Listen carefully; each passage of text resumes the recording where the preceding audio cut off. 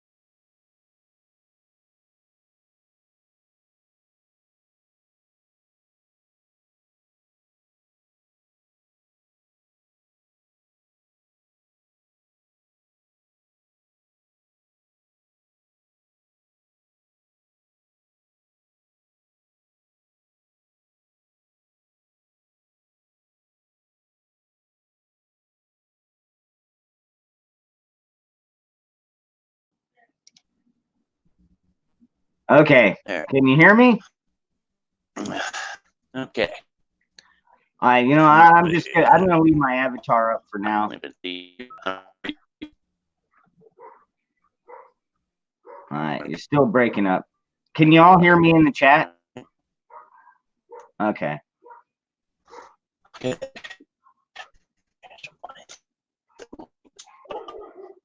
Oh man, you're still breaking up.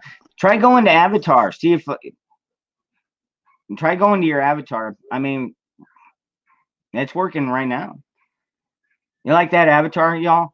You know that picture I took down the barrel of my AR-15 at my flag on the wall. Turned out pretty good, huh? I think that is the coolest picture. That's been my icon for a couple years now. All right, let's see. He's trying to come back in.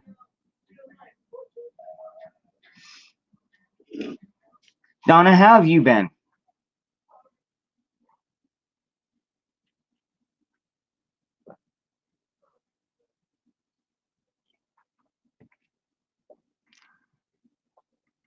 You know it, Rob.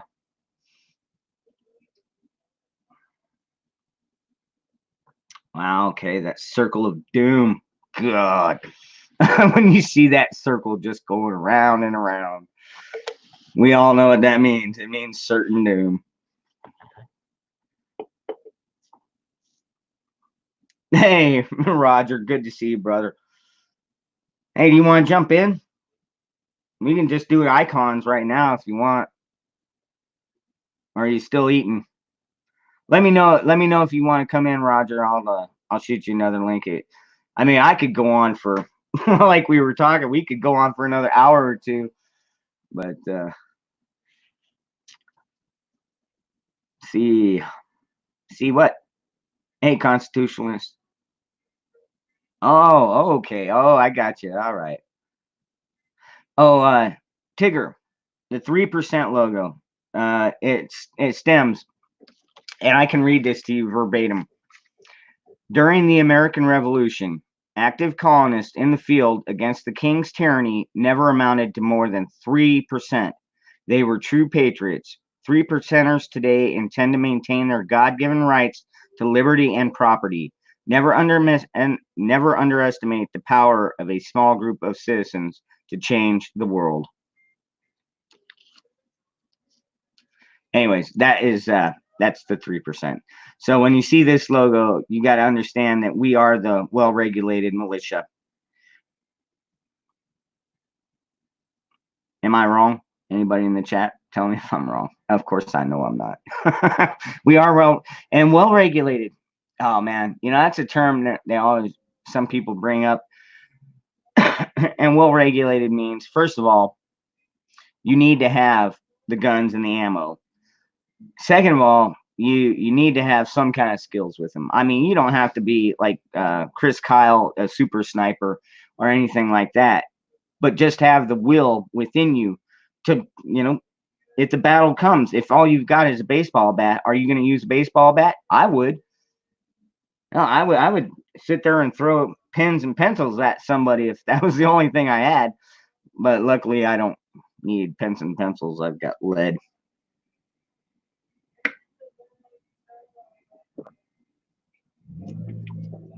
Amen to that, constitutionalist. Yep, a bunch of farmers. And that's another thing, our forefathers were prepared.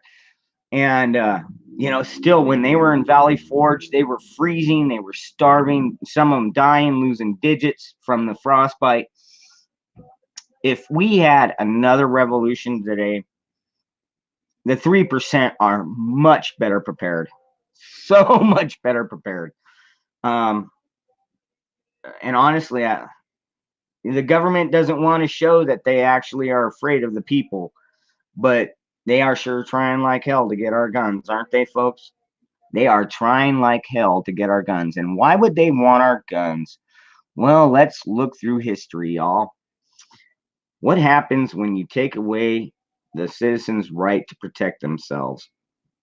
Socialism, communism, genocide, mass slaughter. Did I miss anything?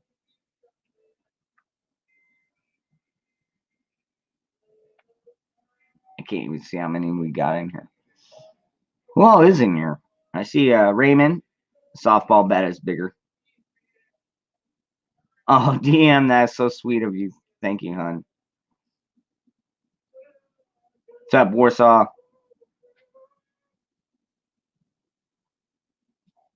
Something. Oh, and sorry to hear about that, John. Hey, Gulf City Creeper, right to hail the whale. You know what? I'm gonna go ahead. I'm gonna drop this link in the chat. If anybody wants to come on and join me, you just come on over. Let's see here. And it's Saturday night. I took a nap, went out, got my last minute shopping done. Well, Scarecrow, I think this is where I would disagree with you, because today's 3%, also we are the Oath Keepers too. The Oath Keepers and the 3%, a lot of them still work in the military, and we do have access to equipment. I mean, we've got people that work at armories. I mean, I'm not going to say any names, but we have got people that protect heavy equipment and heavy armory that are patriots. So they had no Navy or cannons then either. Oh yeah, and the original, geez, before we started fighting them on the sea. Yeah, you're absolutely right, citizen soldier. Yeah, we were. They came in to take our guns. They fought us back another 30 miles to another town where we'd already regrouped and were well armed, and we ran them back all the way to the ocean and killed off quite a few of them in the process. But yeah, we started without cannons either. Yeah.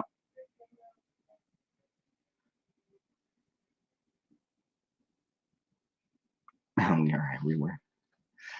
All right, let me do something here, folks. I know you can't see me. I'm just trying to swap over something here.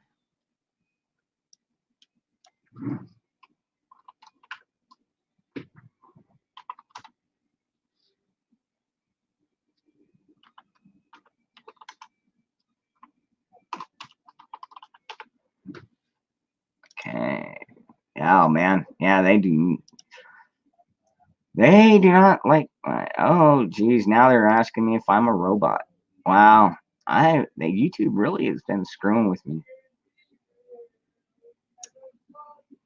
Okay.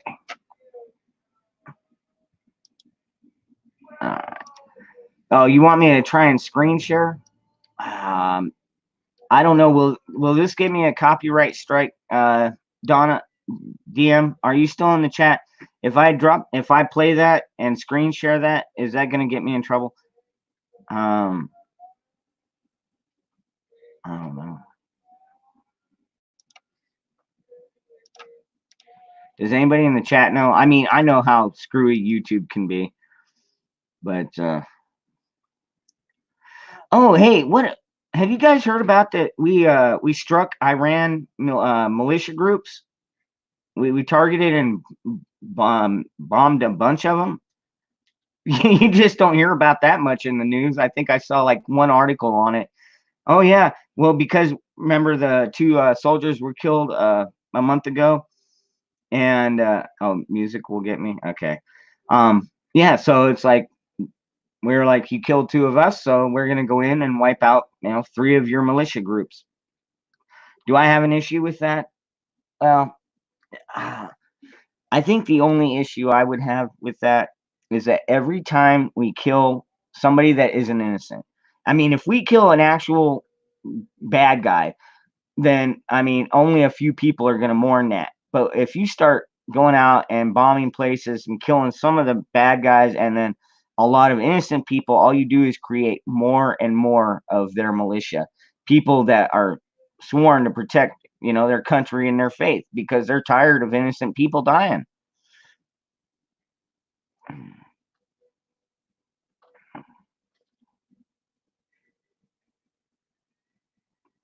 Sorry, I'm reading comments here. Lone Star, it's really good to see you, brother, man. Yeah, and I noticed that our meat aisle was it was getting low. We weren't sold out like frighteningly like last few cuts of meat were taken off the shelf, but it was getting pretty low. I think they only had they didn't even have roasts anymore. Like they had the little pound and a half little trays. Hey, Stone Monkey, Creeper, you know what? Have a wrench, my friends. I have known you for a long damn time. So anyways, I did put the link out there. I don't know if anybody wants to join me or not. Update from yesterday's video. Don, you are so sweet. Thank you for that. Okay, fine here. Take two. Did he did he hit the I don't let me text him and find out what's going on here. He's got the link. But he's having some internet issues.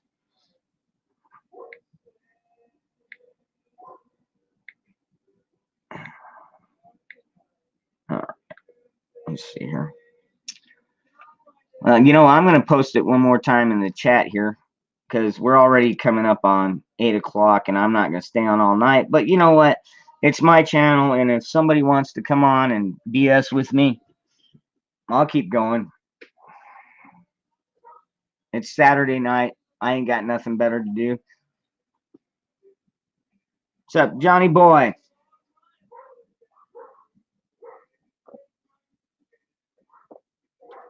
So, my sons have their cousin over here. He's actually joined up for the Navy. Pretty proud of that kid. But they're in their room jamming. They're musicians and all that. Musicians and skaters and welders, and I'm telling you, my kids are getting as many skills as I have. Even at my age, I'm still learning new things. I mean, I only started shipping explosives about 2 years ago, and shipping explosives, I'll tell you something about that. There are pretty heavy regulations on shipping explosives. In fact, not pretty. I mean, there are huge regulations on shipping explosives. Every shipment I make, I have to make sure all my I's are dotted and my T's are crossed, or else if anything goes wrong and somebody dies, I'm held completely liable for any destruction or death. Many trade, yes, Lone Star, you're damn right. We will. We'll need welders. We'll even need architects, maybe. Although, shit, you and I can architect our own stuff. Well, build it as we go, so to speak. Turns out beautiful usually.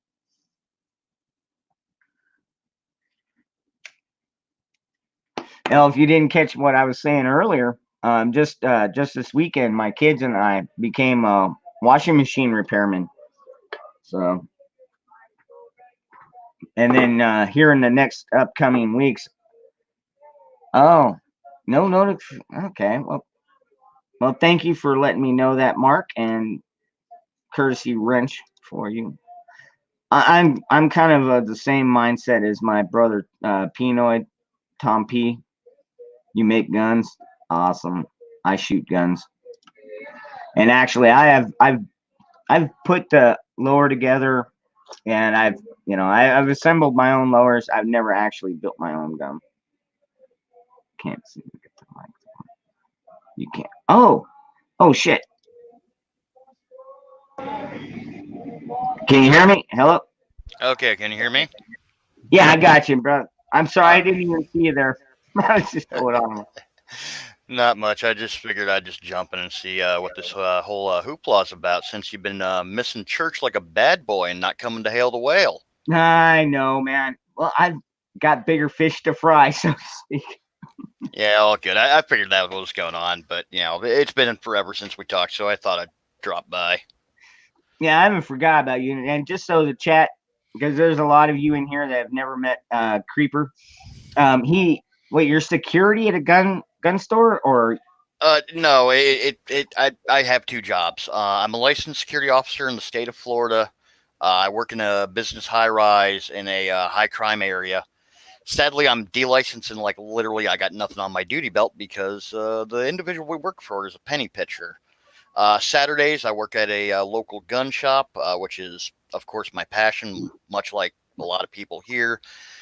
Be it actual physical arms or knowledge, I like to get people wise, woken up, and reasonably armed to defend themselves against whatever may come. So that's pretty much what I do with my life. well, you know what? You always have interesting guns on your videos. Oh shit, Sparky! Hey man. Yeah, we got Sparky in here. Benny, maybe. Hello, brother. God bless you. 12B, my brother from another mother. So, anyways, what are things like out? You're in where I'm are in you? Florida. Oh, you're in Florida. Okay. Yeah, you got to remember what is up from beyond the swamp. My name is Creeper, member of Beyond the the swamp, Supremacy right? Security Forces. But yeah, the swamp. I am in basically Central Florida, right along the coast. I am literally a 5-minute drive from the Gulf of Mexico.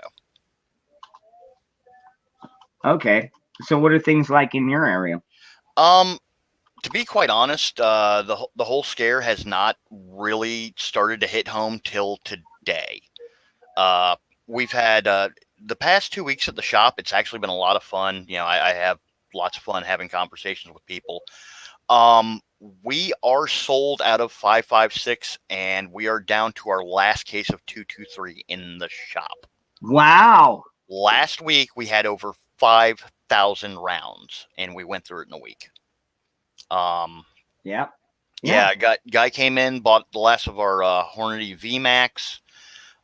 Dude came in, bought a case of 500. We're down to our last case, which I sold probably about 300 rounds out of the 1,000 left in there. 9mm starting to fly off the shelves, 40 starting to fly off the shelves. A lot of 12 gauge starting to go. I mean, your common everyday man, calibers, stuff that you're going to use for carrying home defense. Well, yeah, but that's why I keep like 223 and 556 and you keep popular calibers because if you ever do have to raid or not raid somebody's house, I mean, we're not that type of people.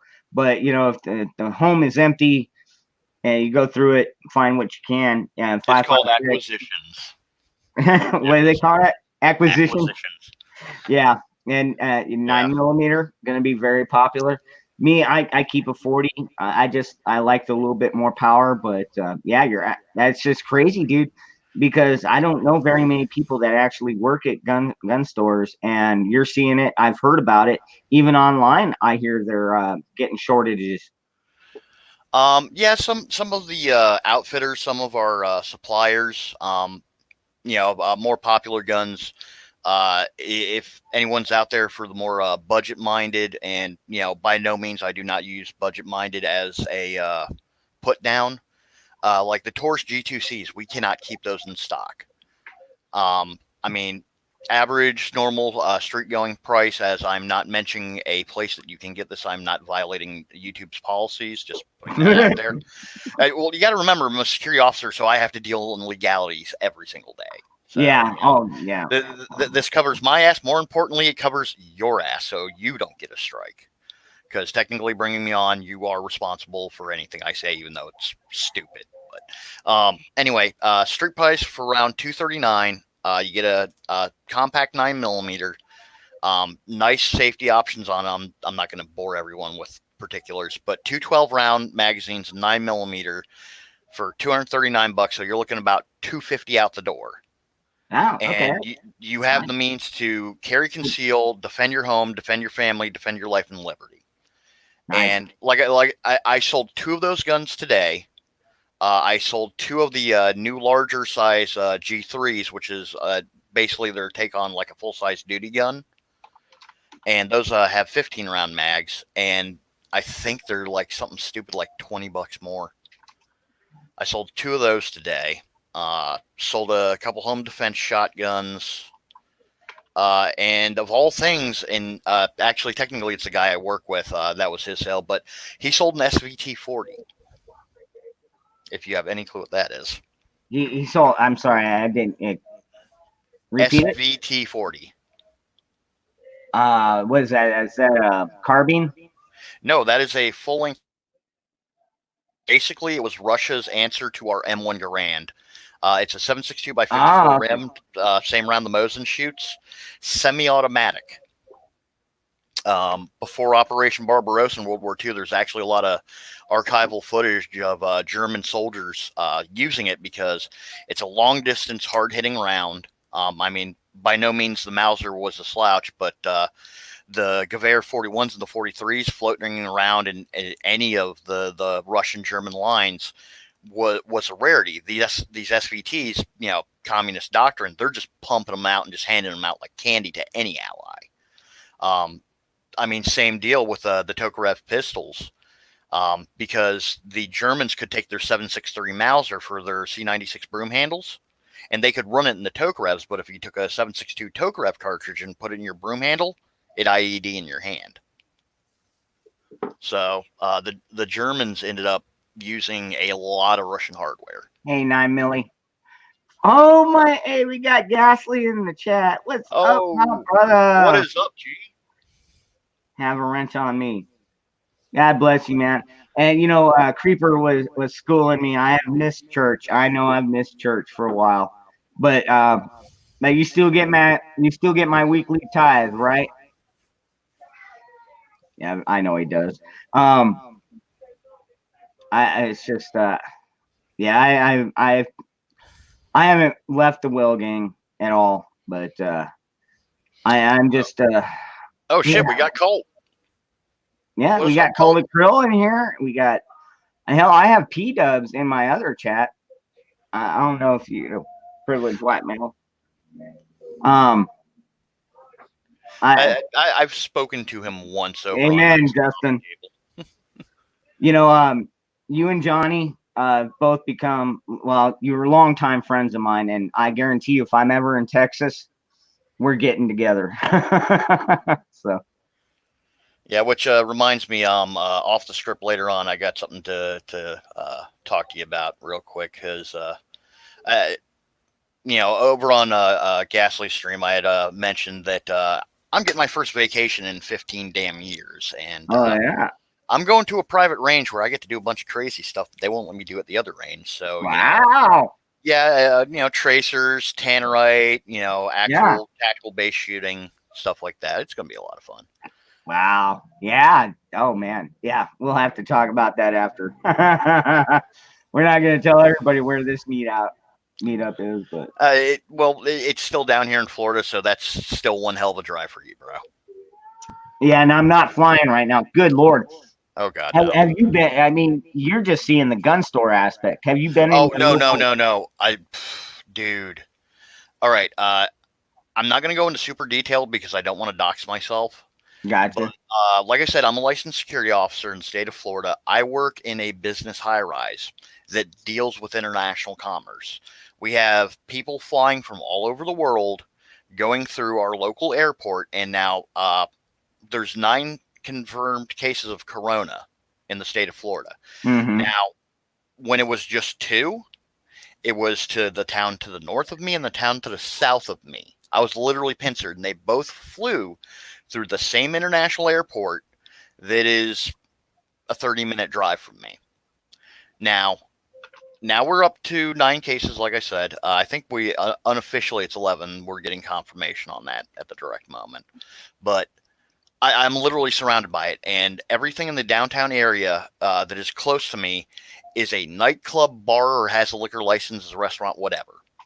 So during the daytimes, Monday through Friday, the lobby's open air. Anyone can come in, chill. We got free Wi-Fi, so the daytime crew, they're having to deal with that. I do overnights alone, but I am the lucky individual that has to go around once per hour, grab a hold of every door on the perimeter, make sure it's all locked up. So that's a whole bunch of doors that anyone on God's green earth can touch and, sneeze into their hand, wipe it off on it, whatever.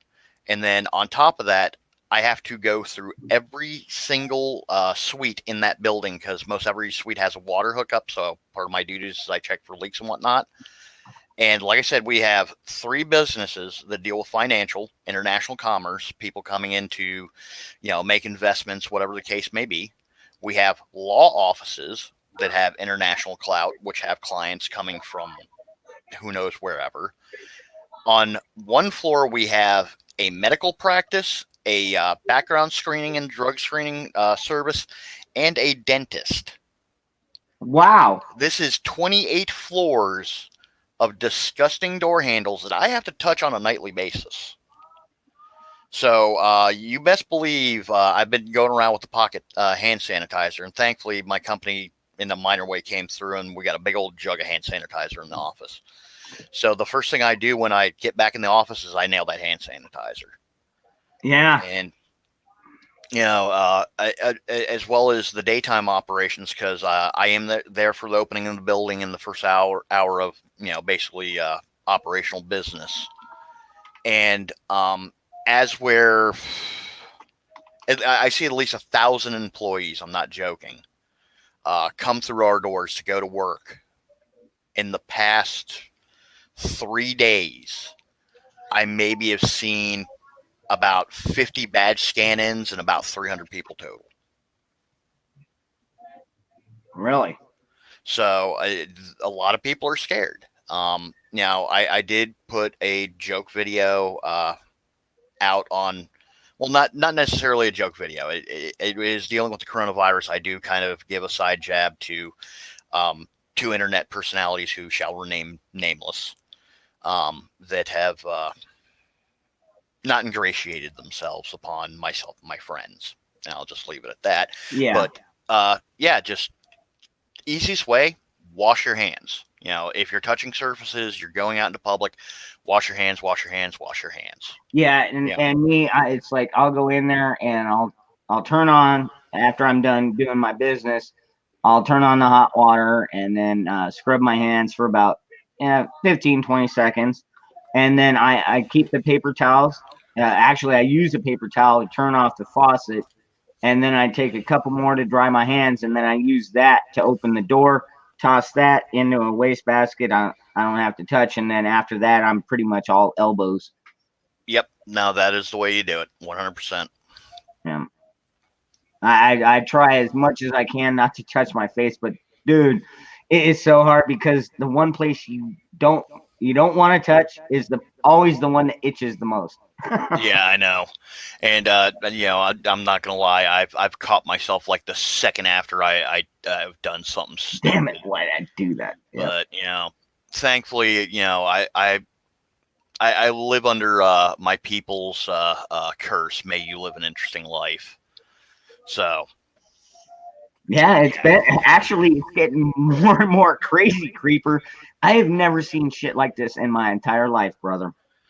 Yeah, no, I mean, today I went to the grocery store after getting out of the shop, and like I said, today has been the realization, like when everything hit, and I come in, and I also got my first bit of racism thrown at me today, which I'll get into that story in a minute because I laughed my ass off at this one. It's cool that I cuss on here, right? Yes, you're fine with that. Yeah, just we're sure. We're 18 and above. Yeah, I mean, your house, your rules. I want to make sure. But so I grab a shopping cart and I'm going through, and my dad asked me to pick some stuff up. So I'm grabbing paper towels and I look up for the toilet paper line, and just barren, gone. I'm like, yeah, okay, you can't eat this stuff, guys. Like, all right.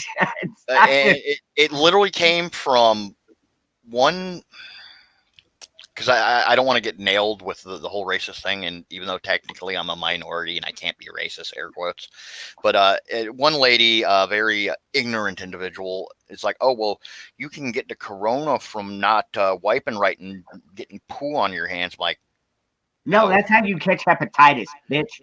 Yeah. And I'm just like, no. But, mob mentality, it's ruled by the person with the lowest IQ. So I'm like, okay, cool, whatever. I think it was actually either Cult or Koss in the Gulf City Discord. It's like, oh, well, here's a tip. You take your roll of paper towels, you cut it in half, it easily flushes, and you're fine. So, not wrong. No, it was actually Jack. JTR said it. Mm-hmm. But so onto the little racism bit, and yeah, I'm also trying to keep an eye on your chat in case anyone. Sister Soldier, you're not wrong. It was made in China, and the individual who came out and said it was made in China, that video has been yanked off of every source of media, and the dude has been executed. They've been doing that. Any kind of truth coming out of China, they want to shut it down right away. Cult does not do the Discord. I swore you did. Oh, well, I am wrong. But yeah, no, somebody else had said it in the Gulf City live stream. I'm probably just getting confused. A little disclaimer, I have been doing a little bit of drinking tonight, as it is my day off. Hey, right on. You know what? Hey, cheers to that, brother. Yep. Sadly, I killed the bottle like right before coming on when you threw up. Like fuck it, I'm drunk enough. Why not? Wait, hold on. My brother, California Critic, just popped in the chat. Hey, Critic, I'm dropping the link right here. If you want to hop in, man, come on in. You're gonna love this dude. He's in California, and he's a patriot like us. So it's all good. Believe it or not, I got a lot of good friends out in California. I do too. And if you ever look at that electoral map, it's like all red, and then you get these little blue clusters. And for some reason, those blue clusters seem like a cancer. And there's a lot of things I don't get. Yeah, well, technically, it does follow the tenements of cancer. It reaches out to new uninfected flesh, conforms it to be like itself, and spread out further. But, that analogy can go for a lot of stuff. But on to the fun little racism bit. Yeah. I'm quarter Chinese, and my Chinese features are rather prominent.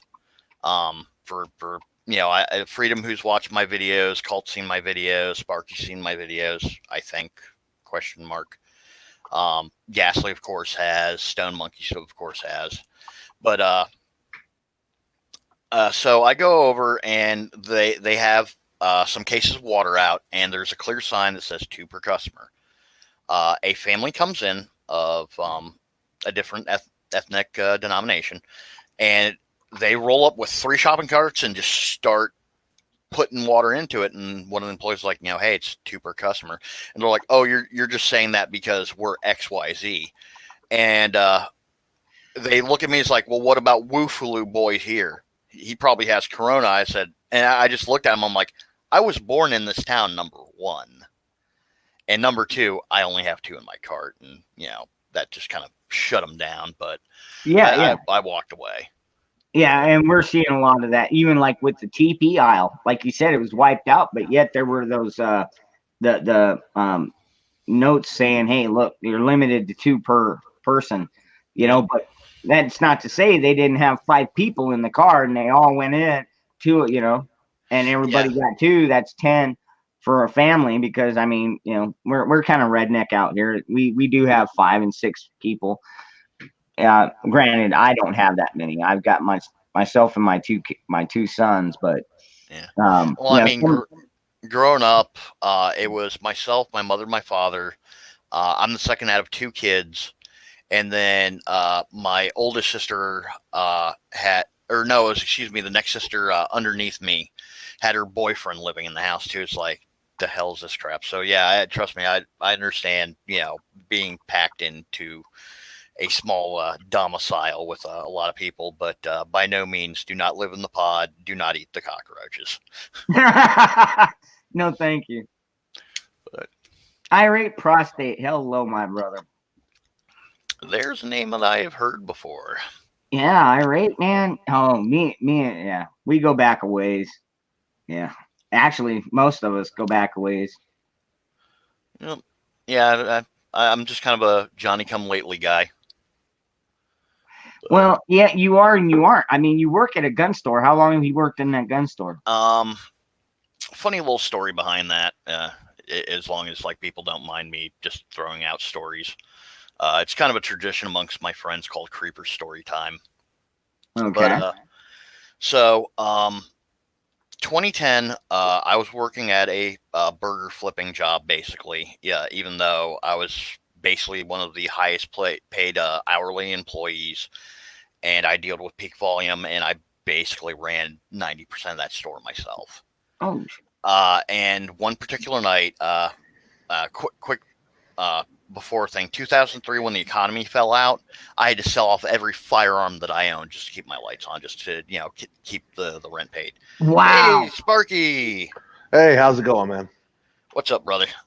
Sorry, kind of came in the middle. I was listening to Creeper Story Time. Oh yeah, right on, brother. All right, yeah. All right, so you had to sell off every fire. You didn't sell off every firearm. No, I did. Literally, it was a choice of living out in the street or selling off everything that I owned. Sorry, massive brain fart. So 2010, I'm sitting at home alone, and some dude tries to kick in my front door. Oh. And a little bit of backstory on me. Since I was 16, I'm 40 now, so I'm getting up there. But I've done Renaissance festivals, private fairs, blah blah blah blah blah. I grabbed my scimitar, and I'm like, well, this dude comes through. I'm gonna at least try to take off his arm before he kills me. Thankfully he got dissuaded when I flicked on all the lights and he took off. I'm like, all right, screw this noise. I already got my tax return today. I'm getting a gun. So next day, went with a good buddy of mine to the gun shop that I now work at, and he tried to tell me, I was like, whatever you do not get overwhelmed. I'm like, dude, I did 3 years as a private security contractor, which is not the same thing as a military contractor. Separation. I'm not a veteran. I do not have a DD-214. Complete disclaimer. They're But completely overrated. I mean, I have a couple of those if you'd like to spare one. yeah, no, yeah, I mean, Sparky I've talked to before, and he knows my story. I did apply to the Marine Corps, but I got blackballed, and once you're denied, you're denied. Thankfully, my old scoutmaster knew some people. I was kind of the exception to the rule at that point because the firm that I went into ended up going to work for, like, you had to be former police or military to get in, and I had a Marine Corps gunnery sergeant backing me and spoke the world to me, so I got in and did that for 3 years. Went out, had fun, got shot at. Everyone knows that story. But back to God damn it, where was I going with this one? I've done a little bit too much drinking. Fuck. Well, we just love guns here. Yeah, no. Oh yeah, the whole gun thing. So the shop that I work at, thank you for getting me back on track. So, when my buddy told me that, I'm like, I used to play with full auto guns, whatever, I'll be fine. Door opens. Excuse me one moment. Sorry about that. But door opens, and the first thing I see is the owner's MG34 sitting on the front case with a belt of shiny brass coming out of it. I'm like, what in the living hell? Go inside. He's showing me around. We got a super bazooka on the wall, Piat, Carl Gustav, M136 AT4, a Tube 2 Law, Tube 2 Javelin, and a RPG-7. Now, granted, all the launchers are demilled, so they're non-functional. However, there is one Class 3 item in the shop, which is a Lati 20mm anti-tank rifle. So I'm like, all right, I'm home. So I ended up buying my first rifle from them that day. I also got my first 3 firearms from them, and in 2012, I was illegally fired for my job, and I'm still in the middle of that lawsuit because I'm part of a class action lawsuit. Wow.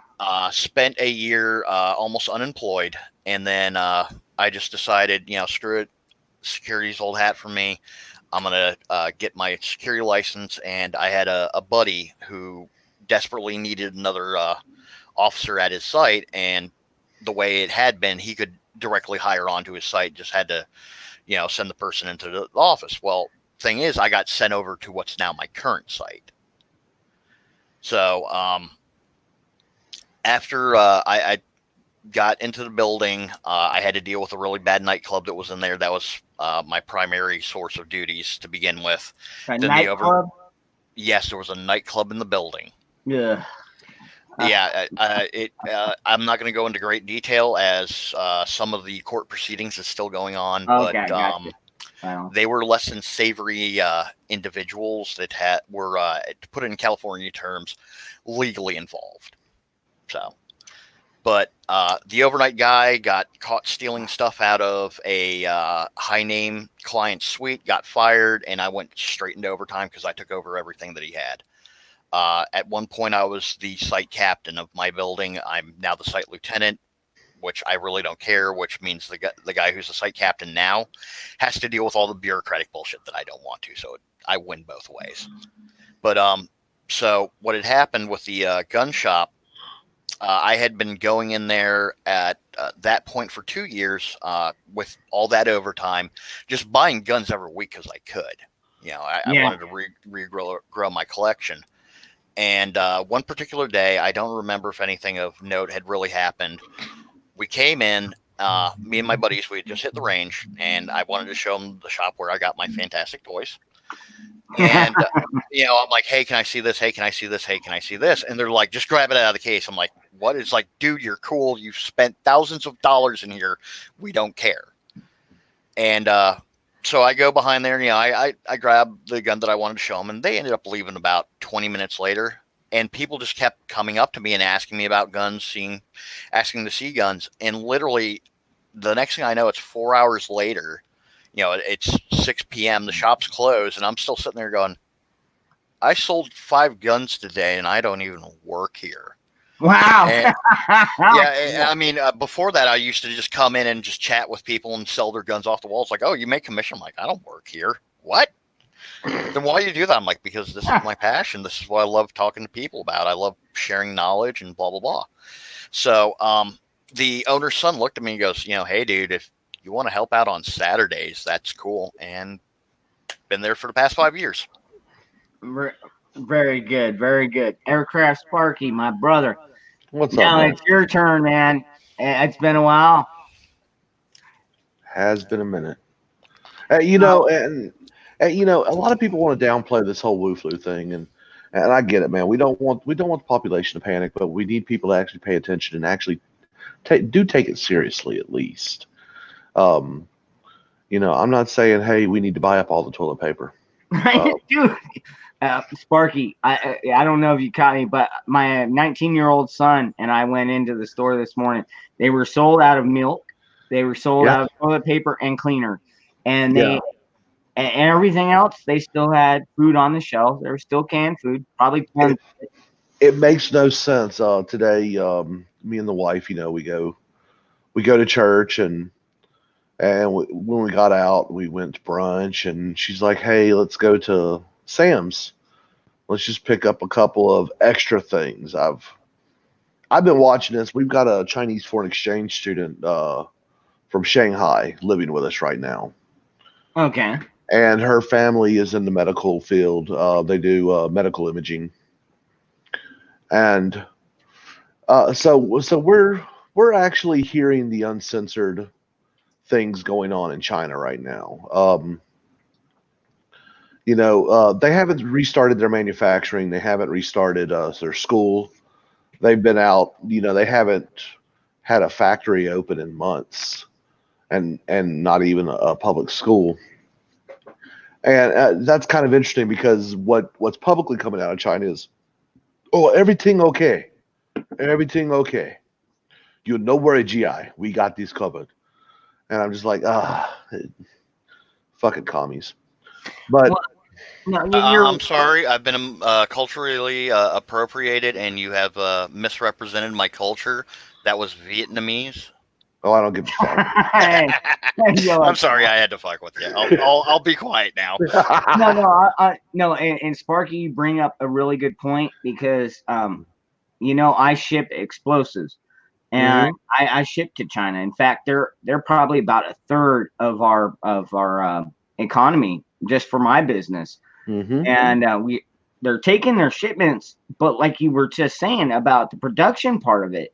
What's going on? Are they just sitting in a warehouse over in China somewhere? I don't know what's going on. No factories are open because everyone is still quarantined down. So these reports that we're seeing where, oh, everything is getting back to normal in China are all false. It's doing that to, I'm not going to say they're intentionally trying to deceive the world so more people can get sick or anything like that. I'm more along the lines of they're trying to repair their economy that is currently in just tattered because they haven't been manufacturing, and that is the majority, the bulk of their economy, and they're wanting to get companies to return to China because many have left. But the reason why I say that is because look, man, I am an avid supporter of Donald J. Trump. And I appreciate the things he's been saying, telling the people not to panic. Yeah. However, I think his messaging has been off. I think he should be saying you shouldn't panic. But you know what? There's nothing wrong with making sure you got some provisions. Yeah. I've got 10, 15 gallons of water. I have 3 weeks worth of food. I have thousands of rounds of ammo. Not because I am worried about the boogaloo, but I'm more worried about the loodaloo that's going to happen because you see these people panicking, buying toilet paper. Like I guess evidently the Wu flu caused you to leak out your bum. And if that's a problem, ladies and gentlemen, you need to go buy MREs because don't need toilet paper if you can't take a dump. I'm just saying. Eat 2 of the pork riblets. I fucking dare you. We call those things colostomy bags for a reason. You know, you're not wrong, but all at the same time, all you need is the jalapeno cheese, and you're gold. Not wrong. If that doesn't plug you up, nothing will. Yeah, I stick to my beer. I'll tell you what, if you drink a 6-pack a day, it usually keeps you pretty cleaned out. Yeah. Yeah, sadly, I have 2 stress-related ulcers, so I have the reverse problem. Man. Oh, Sparky, like you were talking about, we were talking about China being their production being shut down. Mhm. Don't you think this would be a good time for everything to be made in the USA again? Well, honestly, and I said this on my show last Wednesday. For those of you who don't know, every Wednesday night I have a show called Thursday Night Streams on Wednesday night. Please come by, check out my channel, and see my crazy ass talk about ridiculous things and make dick and fart jokes. But yeah, it's basically, this should be a call out to America. The time of globalism is now over. This has proven globalism has failed. You don't put all your Eggs in one basket. exactly. You got to allow for diversity in your economy, and with the U.S. actually allowing foreign countries to determine our provisions, our supplies, what we can and cannot have, which currently China is actively talking about withholding medication from the United States. People need to pay attention to that kind of shit, man. That's the reality is, if you are allowing other people to make things for you, you're also allowing them to withhold your supply. And they can make you your bitch that way. And America is not bitch made. No, no, we are not. Not by any means. In fact, I saw Iraq veteran 88 the other day, and he had this awesome shirt. It was titled "Silent Night," and then below it had the Delaware River with ice chunks and George Washington on the raft, and below it had the date December 25th, 1776, and and it's one of my favorite ones. Is like Americans, we're willing to cross a frozen river at night on Christmas to kill you. Yes. Don't believe us. We've done it before. I love that shirt. Sadly, my particular one of those disappeared with my brother. Well, I was in the United States military, and I was nothing special. I was an aircraft mechanic and door gunner. And I killed people who killed people because killing people is bad. Yeah, that's how that works. But no, it's ridiculous how Americans generally have decided that we should just roll over and take it.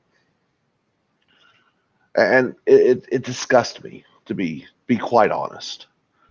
Well, the only thing you should roll over and take is a nap after banging your wife. So,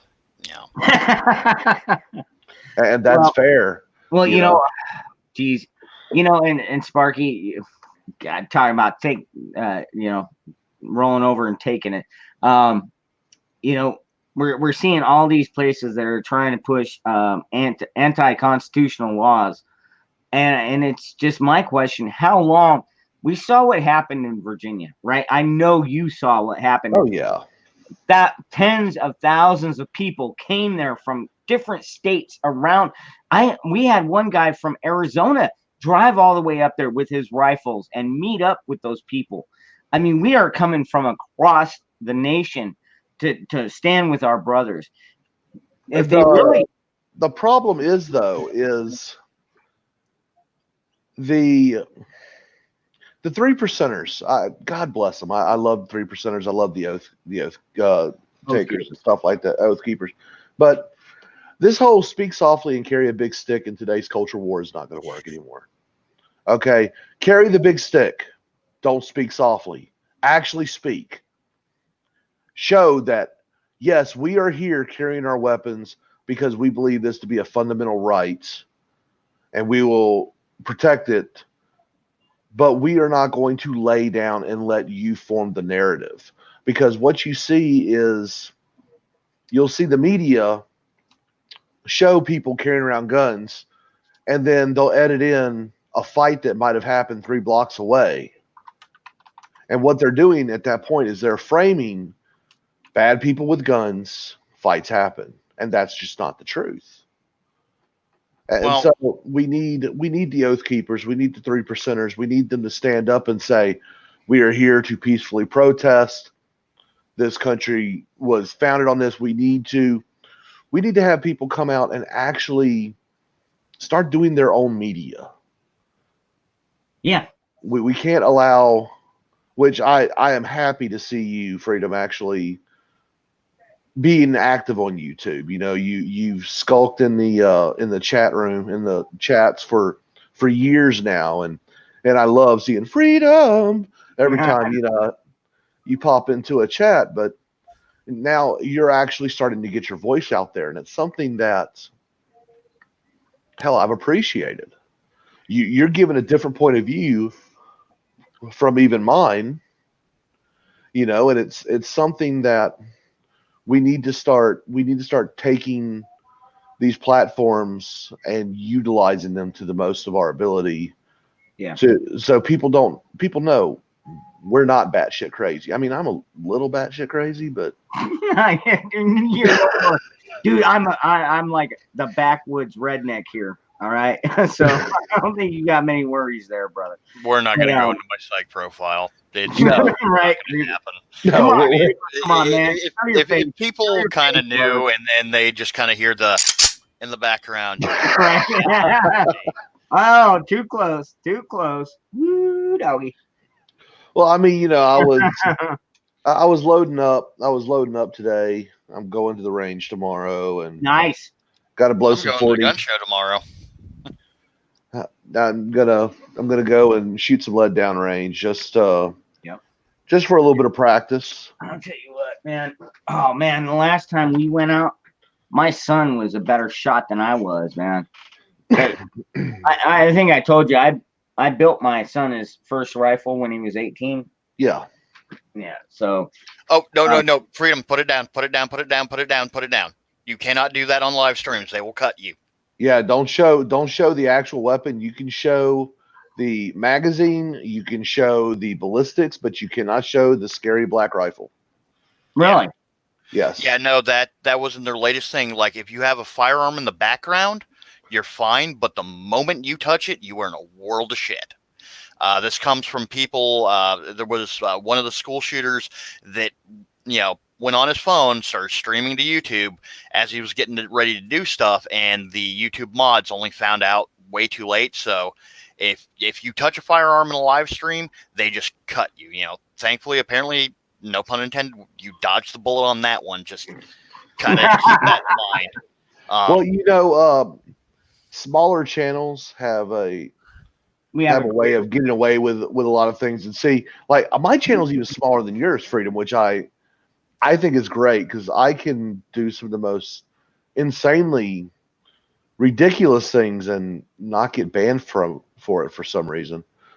I don't think there is a racial slur that has been uttered in the history of the world that has not shown up on my stream, and right. because we did have a campaign going on there, just seeing if YouTube would ever ban us, and well, the answer is no.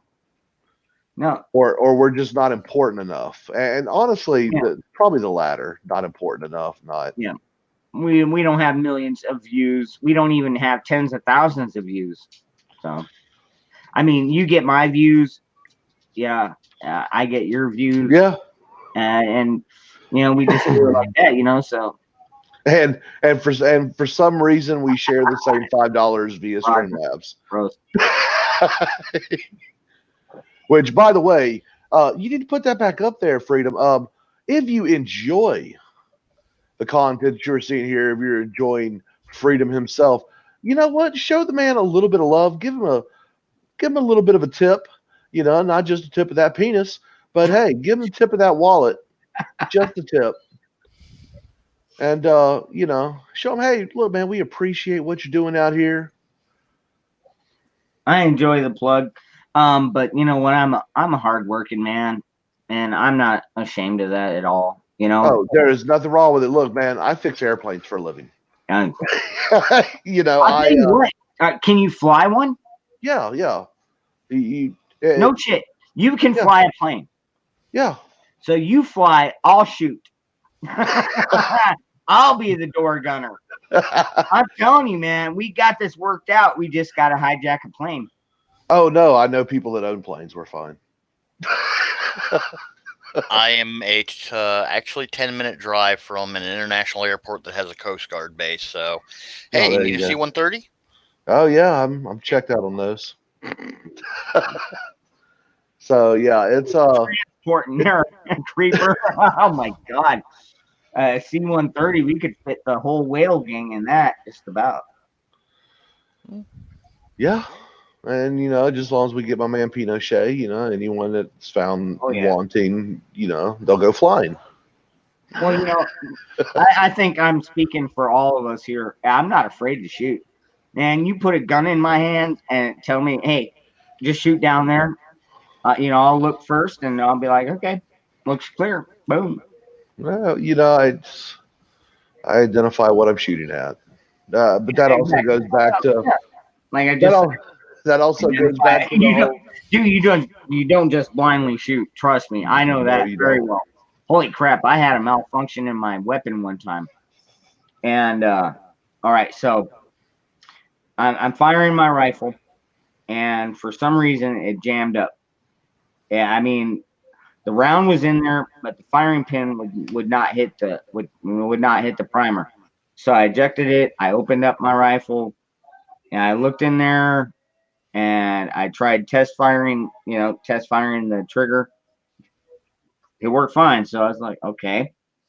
So I went ahead and closed it, put the pin back in, slammed a 30-round magazine, and it automatically went off. Not even my finger on the trigger. It just a 3-round burst, dude, like 10 feet away in front of us. Because, you know, thankfully I am, you know, a safety-minded guy. I'm not going to point my weapon at anything I don't want to destroy. And I was like, whoa. And I took it down, and you know what it was? It was a fucking primer. One single little primer fell out of one of the bullets and fell into the spring system and created that. And I was like, so this is how you make a fully automatic weapon. Yeah. If you wanted to slam fire, which I had something similar, but not. I got a video up on my YouTube where I have an AMD 65, which is actually the gun that's sitting in my lap, and I racked. When I was building it at the shop, you know, I'm guessing somebody just wasn't paying attention, just thought it was a random box of parts, didn't know it was my kit, grabbed the hammer out of it, and we're like, well, where's the hammer? I'm like, well, we're a Milsurp shop. We'll just go grab another one. So I threw that in the gun, and I thought everything was fine, and it just had this really light reset. Well, turns out the hammer that I put in there was a little too thick, so the sear engagement between the disconnect and the shepherd's crook, as it were, was like literally hanging on by a hair. So in normal operation, normal firing, it had a chance of just jumping the sear and, you know, having the hammer follow. So in the video, you'll see, you know, I'm firing the gun. I rack off 2 shots normally. Then I get a 3-round burst. I'm like, the hell was that? Try to go back to shoot normally, dead trigger. So I just run the action. Live round pops out the chamber. Normal round, 5-round burst, 7-round burst. Rack the action again, 3-round burst, rack the action again, gun's dead. I'm like, all right, that's going back in the rifle bag, and that's going back to the shop tomorrow. Now, you know, thankfully, the way that the laws are written as that was not my intention when I built this rifle, I'm completely covered. You know, it was not my intention to violate the NFA. Now, the fact that I knew that this rifle did this, if I kept it in that configuration, then it is my intention to violate the NFA. Took it back to the shop. The individual who I work with is a young but talented gunsmith. We figured out what the problem was, and he went back and just shaved down the sear, the hammer engagement surface for the sear. I now have like one of the world's smoothest triggers, but it will never do that again. So, you know, yeah. The point of it is just a little bit of extra material in the wrong spot can give you very interesting malfunctions. Oh yeah. Yeah, yeah. Well, I the mean, spring. those are The spring, a the weapon spring- is a precise bit of machinery that is designed to operate with close tolerances. You know, Well, that's it's an what AK, the but well, okay, so loose tolerances because it's a garbage ass AK, but oh, those are fighting words. I own 2 ARs, but I own 6 AKs. well, I mean, AKs are great for reliability of streaming lead downrange, but to get it placed accurately, yeah. that's where I run into the issues because, Because you can't shoot for shit. yeah, that's what it is, definitely. I'm a firm believer in you have to, you know, you got to make sure your stuff is built properly, and Yeah. well, AKs have kind of a reputation, bro. I'm not, you know it. Well, yeah, I'll give you one more on that situation that I just told you about where it did that malfunction. Hmm. What I had done was I took my son's lower receiver and swapped it with my barrel, and that's when I had the malfunction. Ever since I swapped them back, well, I've never had a malfunction in my rifle, which I've got a Bushmaster. I mean, it's a heavy barrel, but man, you could put some serious lead down it, and it's a 1 in 9 twist. I can fire anything through this thing. And I mean, I shoot steel ammo, I shoot brass ammo. Never one single malfunction until I switched the lower receiver. But then my son and his rifle, when it's hooked up to his barrel, has never had one single malfunction. In fact, last time we went to the range, he was more accurate with his. So, yeah, and but he's got a long range. You know, his rifle is set up more for the long range, whereas I'm set up with the red dot. You know, if you're 10 feet in front of me, forget it. You know, I keep mine set up so if I wake up in the middle of the night and I hear some serious commotion, I'll maybe grab my pistol and put it on my waist, and then I grab my rifle, or I just say, forget the pistol. I'll just go. My rifle has a nice light on it. Just turn that on really quick. You know, I can blind people with that, and you know, I've got my personal protection device all summed up in one thing. So Yeah, with me, I mean, my in home uh, security system, non electric, pretty much results of a 410, uh, you know, a 12 gauge and a 40. But yeah, you know, if I'm going to reach out and touch someone, carbine, and you know, yeah, I don't shoot over 300 meters unless I absolutely have to. So yeah, and that's what I said. My son, he's got a better eye than I do. I'm getting to be an old man. I'll be 50 in only a couple years, dude. nothing wrong with that. Just All right, California Critic, dipping out. I'll see you. I'll see you, brother. a lot of people are interested in the fact that I work with aircraft. Why don't I get my license? I don't get my license because I don't want to pay all the money for the ground and the flight schools. Where the U.S. government has paid tons of money for my training and my licenses and everything, they're not going to check me out to be a pilot. So Really? But you know how to fly. yeah, I do as much simulator time. Well, I almost do as much simulator time as your traditional pilots do because I engine run qualified and All tax right. qualified and stuff like that. That brings me back to a movie. Do you remember the movie? Was it San Andreas? Was the one I believe it was where they had a guy that was only a learning pilot and he ended up saving the whole family. Or oh, no, that wasn't. Wait, was that San Andreas? I know we've got some movie buffs in this chat. Somebody has to know the movie San Andreas. Started in San Andreas, but the entire world started to fall. Oh Is no, is that with The Rock? I'm thinking of 2012. That's the movie, 2012, where they had to take off, and then when they were geometrically at Hawaii, Hawaii was already on fire and burning, and the polar ice caps were burning. Totally apocalyptic movie. I think you both seen it. Yeah, 2012. Yeah. I mean, could they do it? It really depends. I know that. Have you flown a plane? Yes, I have flown a C-130. I've had stick time behind a C-130, E3, C-17, and we'll be getting some time behind a C-46, which is a 767 here shortly. That is one big ass plane.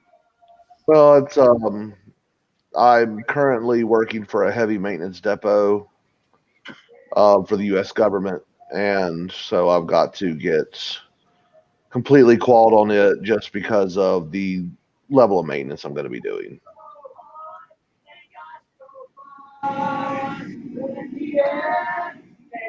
I don't know. Can you guys hear that in the background? Yeah, I I have did no hear idea. that. My kids, they're musicians, and so okay. Oh, right on. Nothing wrong with that. I used to play music. A lot of Yeah. good times had doing that shit. No, Sadly, Mary, I semi crappily sing, but oh well. I Mary, drink beer.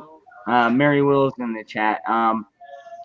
I don't see too many shortages. I mean, I understand that a lot of countries are tightening up on their pocketbooks, but I'm one of those people. I'm one of the hardest workers they got, so I'm guessing that I will be one of the last ones they let go, because I mean I was contemplating talking to the supervisor, to the manager, to vice president at the company tomorrow, and saying, look, even if we get this virus here, I'll still come in and work.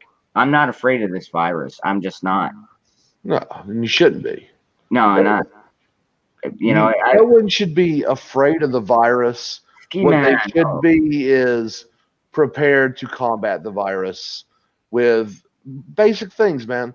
Look, you should be taking vitamin C to help boost your immune system. You should be drinking more water to ensure that you're properly hydrated. And I mean, just basic things. Self-care, man. That's all it is, self-care. Yeah, and I've been trying to get my kids into that too. There's nothing wrong. It's some people want to make fun of those who want to take care of themselves. Oh, what are you worried about? It's not about being worried. It's not about being scared. It's about survival period. I'm not saying you're going to die, but I'm also not going to say you're going to be 100% fine if you're living like a fat fucking slob. And I am a fat fucking slob. So no, I just want to welcome Ski Man. I'm good to see. I'm glad to see you here. Josie Wales, brother, dude, great name, great handle. Truth Rees. Yes, the fomented chaos is here, folks. Losing jobs, schools closed, unemployment for all, crashing the fiat. Dare to say, Truth Rees. I do have a few $100s in cash on me, just in case. But I'll tell you, to be honest with everybody here, I keep most of my investments in something I can hold. I mean, whether it be food, water, ammo, medicine, means of self-defense. I mean, somebody once told me, if you can't access it in 5 minutes, then you don't really own it. If you can't hold it, if you can't keep it, Yep. you don't own it. Yeah. Well, you might have it buried in your backyard too, under a tree somewhere. I don't know. Hey, people who do that, Yeah. it's No, it's counterintuitive because if you can't readily access it, what's the point? and exactly. It's like if this country gets to the point where we have to bury our guns to keep them safe, it's time to pull those guns out of the ground and use them. Exactly. And when all this stuff was going on with Virginia, I actually made a call out on my show and said, look, the time for passiveness is coming to an end pretty quickly. Eventually, we're going to have to turn the guns in on DC. Yep. We've got to remind the oligarchy, the ruling class, who they work for. We got to remind them who they work for, and because they have lost track of it. Yeah, they have completely. And I know that is a little extreme rhetoric, but no, it's not. It's just not, because you don't understand the people in this chat, Sparky. I mean, I know I haven't been to the Whale Gang Church in a long time, but I am on a different path. I'm on a path to where we can all be free. And it's a hard path. I'm telling you, it's not gonna be an easy one, but I'm prepared to face it, brother. Oh yeah, I'd say I'm not a whale cultist by any imagination. No, I know, but dude, I enjoy the cartoons. I enjoy the community. Yeah. But yeah, it's I just look at it and go. I look at everything, and Americans have lost track of what the truth is. The truth is the government works for you. The truth is the government has basic jobs, and their basic jobs are to protect sovereignty and to keep the civilian populace safe. Beyond that, they have nothing to do with what's going on these days. And they have done nothing but expand their power over and over and over. Yep. I mean, as long as we've been alive, Freedom, we have never been free. No. We have lived in a tyrannical state our entire lives. Unfortunately, even under Ronald Reagan. Granted, he was a pretty decent president too. The Gipper was a good president. However, he allowed for the Department of Education to still exist. He allowed for all these federal agencies to exist. 86 Gun Control Act, Hughes Amendment, so forth, so on. The FISA court was allowed to exist under Reagan. I'm disgusted with how the FISA court was weaponized, how it was weaponized against Trump. Guess what? They've been doing that to us since 9/11. Oh yeah. Now, the one thing to touch back on the whole government deal where they work for us, and Sparky, you're 100% correct. What I was trying to chime in with is it is the duty of the government to serve its people. When it no longer serves its people, it is tyranny. And it is the duty of the people to remove the government. General George S. Washington. Our founding father. The people are generally bitch made. Not wrong. And they honestly, they do not understand what the purpose of government is. The majority of Americans have never once read the Constitution. And when I say read the Constitution, I seriously mean open the sumbitch up and read it. Articles, amendments, everything. Because there's a lot more than just my freedom of speech and my right to bear arms. You've seriously got to pay attention. There is so much more in that document. It tells you what the responsibility of the government is. And actually, it sets a blueprint on how things are supposed to work. And if you don't understand exactly what all it says, it will be used against you. Obama used it against us. Oh, yeah. Hell, George Bush Jr. used it against us. Yeah. Yeah, when the Patriot Act. Yeah, that Patriot Act. That is one of the most unpatriotic acts. Yep, that's why we're all on watch lists.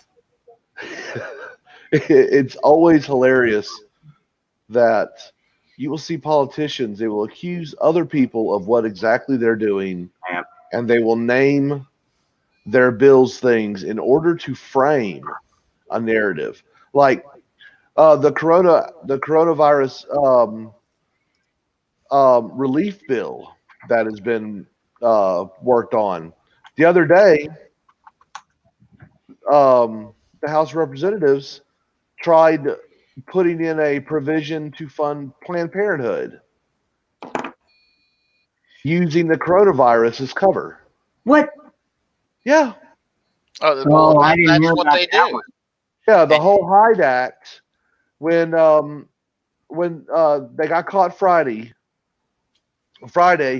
they submitted a bill to be passed, and it was the Coronavirus Protection Act or whatever, releasing money to allow the U.S. government to help fight this problem. And in it, they added some pork, a rider, basically rescinding the Hyde Act to where the U.S. government would be funding Planned Parenthood. Luckily, we had some representatives reading the bills, and they went, no. Yeah, no, they've been trying to tack the stuff onto the tail end of bills for as long as I can remember. You get a whole bunch of good legislation, and then either something to limit your freedoms, or personally, I don't care if people are pro-life, pro-choice. Personally, I don't feel it's any of my business what you believe in. If we share the same beliefs, cool. If we don't, guess what? That doesn't mean you can't be my friend. Exactly. You You know, don't have to be a monolith. Yeah, I have friends who are diehard communist leftists, Oof. and they're like, and we've had conversations on it, and we've both come to understand that I'm not moving from my spot, and they're not moving from their spot. And one thing that I've said, it doesn't matter to me what your skin color is, what your religion is, how you choose to live your life. If you like to do X, Y, Z in the bedroom, I don't care. If someone is coming after you for the sole purpose of you are who you are, come to me. I will defend you. Now, as long as you're not doing anything that is illegal, because technically my job is in the realm of law enforcement. It's like, well, I'm a drug dealer, so hide me from the cops. No, I'm going to turn your ass over. But this dude's coming after me because I'm gay, or because I'm Hispanic, or whatever, because I'm a leftist. No. Everyone has the freedom in the United States of America to be who they want to be. And, as long as whatever they do doesn't infringe on my rights, don't care. Be happy. It's in the Constitution. Pursuit of happiness. Yeah. I know, right? As long as they afford me that same freedom, as long as if you don't like guns, you don't have to own guns. I like guns. I own guns. I've lost count of how many firearms I own, but I know where they all are. So, but you have if- positive control over your weapons. They're secure Yeah. or in your possession. That's all. Amen. Yep. But I think Americans need to become more civilly aware. They need to start calling for things like, we need to line out on veto. We need that provision added to the Constitution to prevent things like bill riders, where your legislators are trying to fund Bigfoot research, or death cults, or hey, stupid things like and LGBT tranny story time. Oh, God. Yeah, I mean, like that. If that's what you want to do in your own time, and you want to do that on your own initiative, if people listen to you, that is your own thing. But there should, in no way, shape, or form, should be enforced. Damn it, I actually just had a really good point, and I forgot what it was. You shouldn't have to cowardly hide it in a bill. Yeah. You should, hey, I want to support this, whatever it is. Okay, write a bill up on it. If you want appropriations for it, write a bill up just for that and let it go to vote. Yeah, let the people speak. but that's the scary part in and of itself, Sparky, is because we see what happens when you get these clumps of, I would just call them collectivists. I mean, you have so many of them in one county, they end up overnumbering the rest of the rural community. You are right, and it's reasons like that why we have the Electoral College, thankfully. Exactly. Yeah.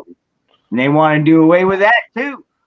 Of course they do, because it is so much easier to campaign in 6 cities than it is to 40, 42 or 50 states. Yep. I mean, seriously, that's what it boils down to.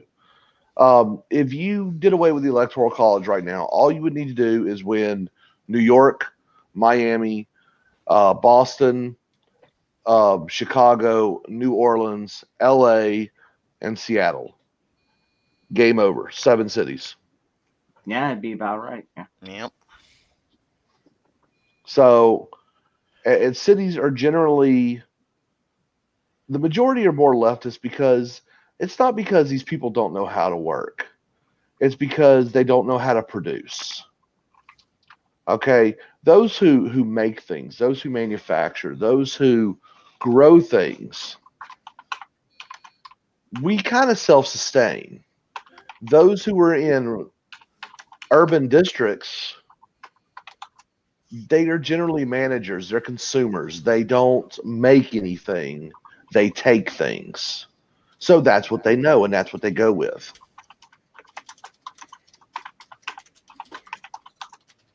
We got our brother Jack T. Ripper in the chat. Oh, what's up, Jack? Hey, Jack. Yeah, I'm gonna post the link. I don't even know if he's set up to do this, but I'm gonna leave it here. If you ever want to join us, brother Jack, you know where I'm at. Man, come on, Fleabag. You know you want to join. Yeah, man. Me and JTR go way back. Holy crap! Like almost back to the beginning. Ever since I started getting on YouTube, I didn't even start getting on YouTube until like 2015. I was in an accident and I was out of work for like 3 months, and I had nothing to do with my time except wait for surgery, get a surgery, and then wait after that. So I started going on the internet and YouTube, and that's where I found Fright Supremacy, and I found you, and then Creeper came along, and Stone Monkey, and we're all just patriot minded. Although I've gone onto a different level I went on to the prepper level. I went from the patriot level to the prepper level because I saw something coming, and I don't want me and my family to be caught off guard. I've never had a problem with the prepper community. I think at times they're a little overreactionary, but they're not wrong. Hell, at this point, Sparky, at this point, it's like everybody that used to call us crazy are calling us, man, they knew beforehand. Yeah, well, people's minds are changing about people that have been preparing for over a year or two. Well, I was a Boy Scout growing up. I was, their motto's always be prepared. Yep. Now, your idea of preparedness and mine are probably two different animals, but there's nothing wrong with that. We have the same mindset. It's just different levels in which we will carry out our preparedness. That's all.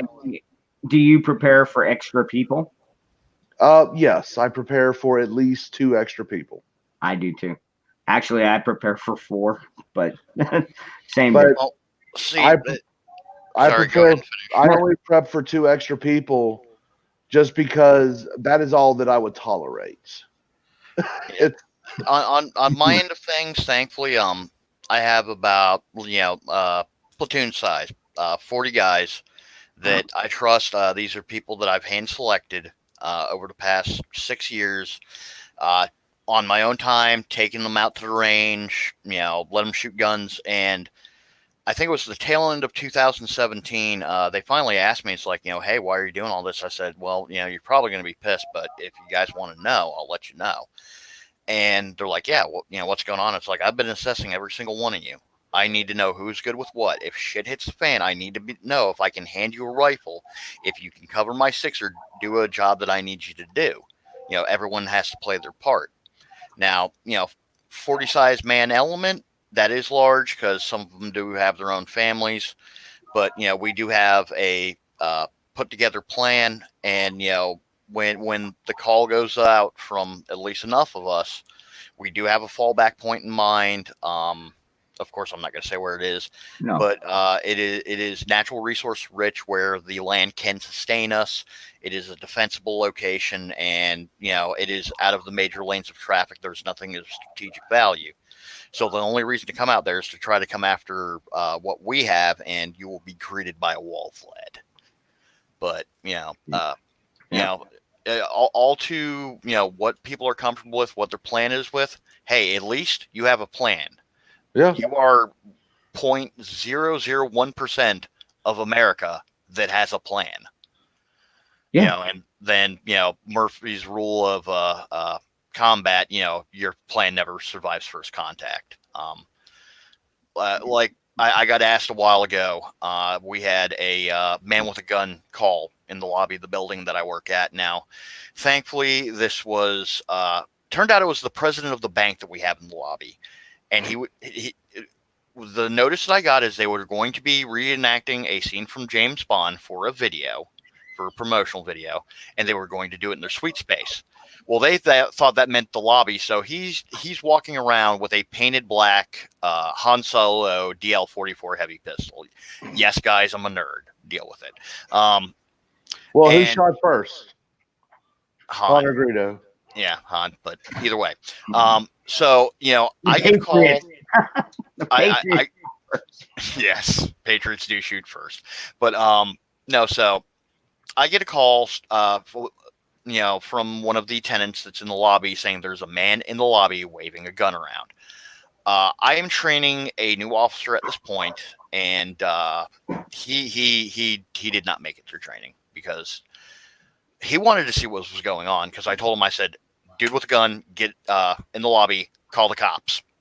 So I come out, and the only thing I have on me is in the state of Florida, licensed security is emergency first responders. If there is any sort of emergency, medical, whatever, legally I have to respond. So I have a rescue knife. It has this window breaker, seatbelt slasher, blades for everything else. So I come out, I pie the corners, and I look down, and I see the individual wearing a tuxedo, and he's being casual and just, waving around.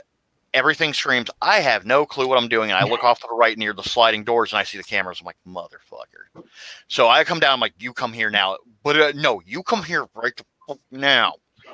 So I had to kick out a lot of fires. And when I went back, and because they're trying to tell me that the building manager knew everything, I'm like, stay right here. I'm going to go pull the memo that I got.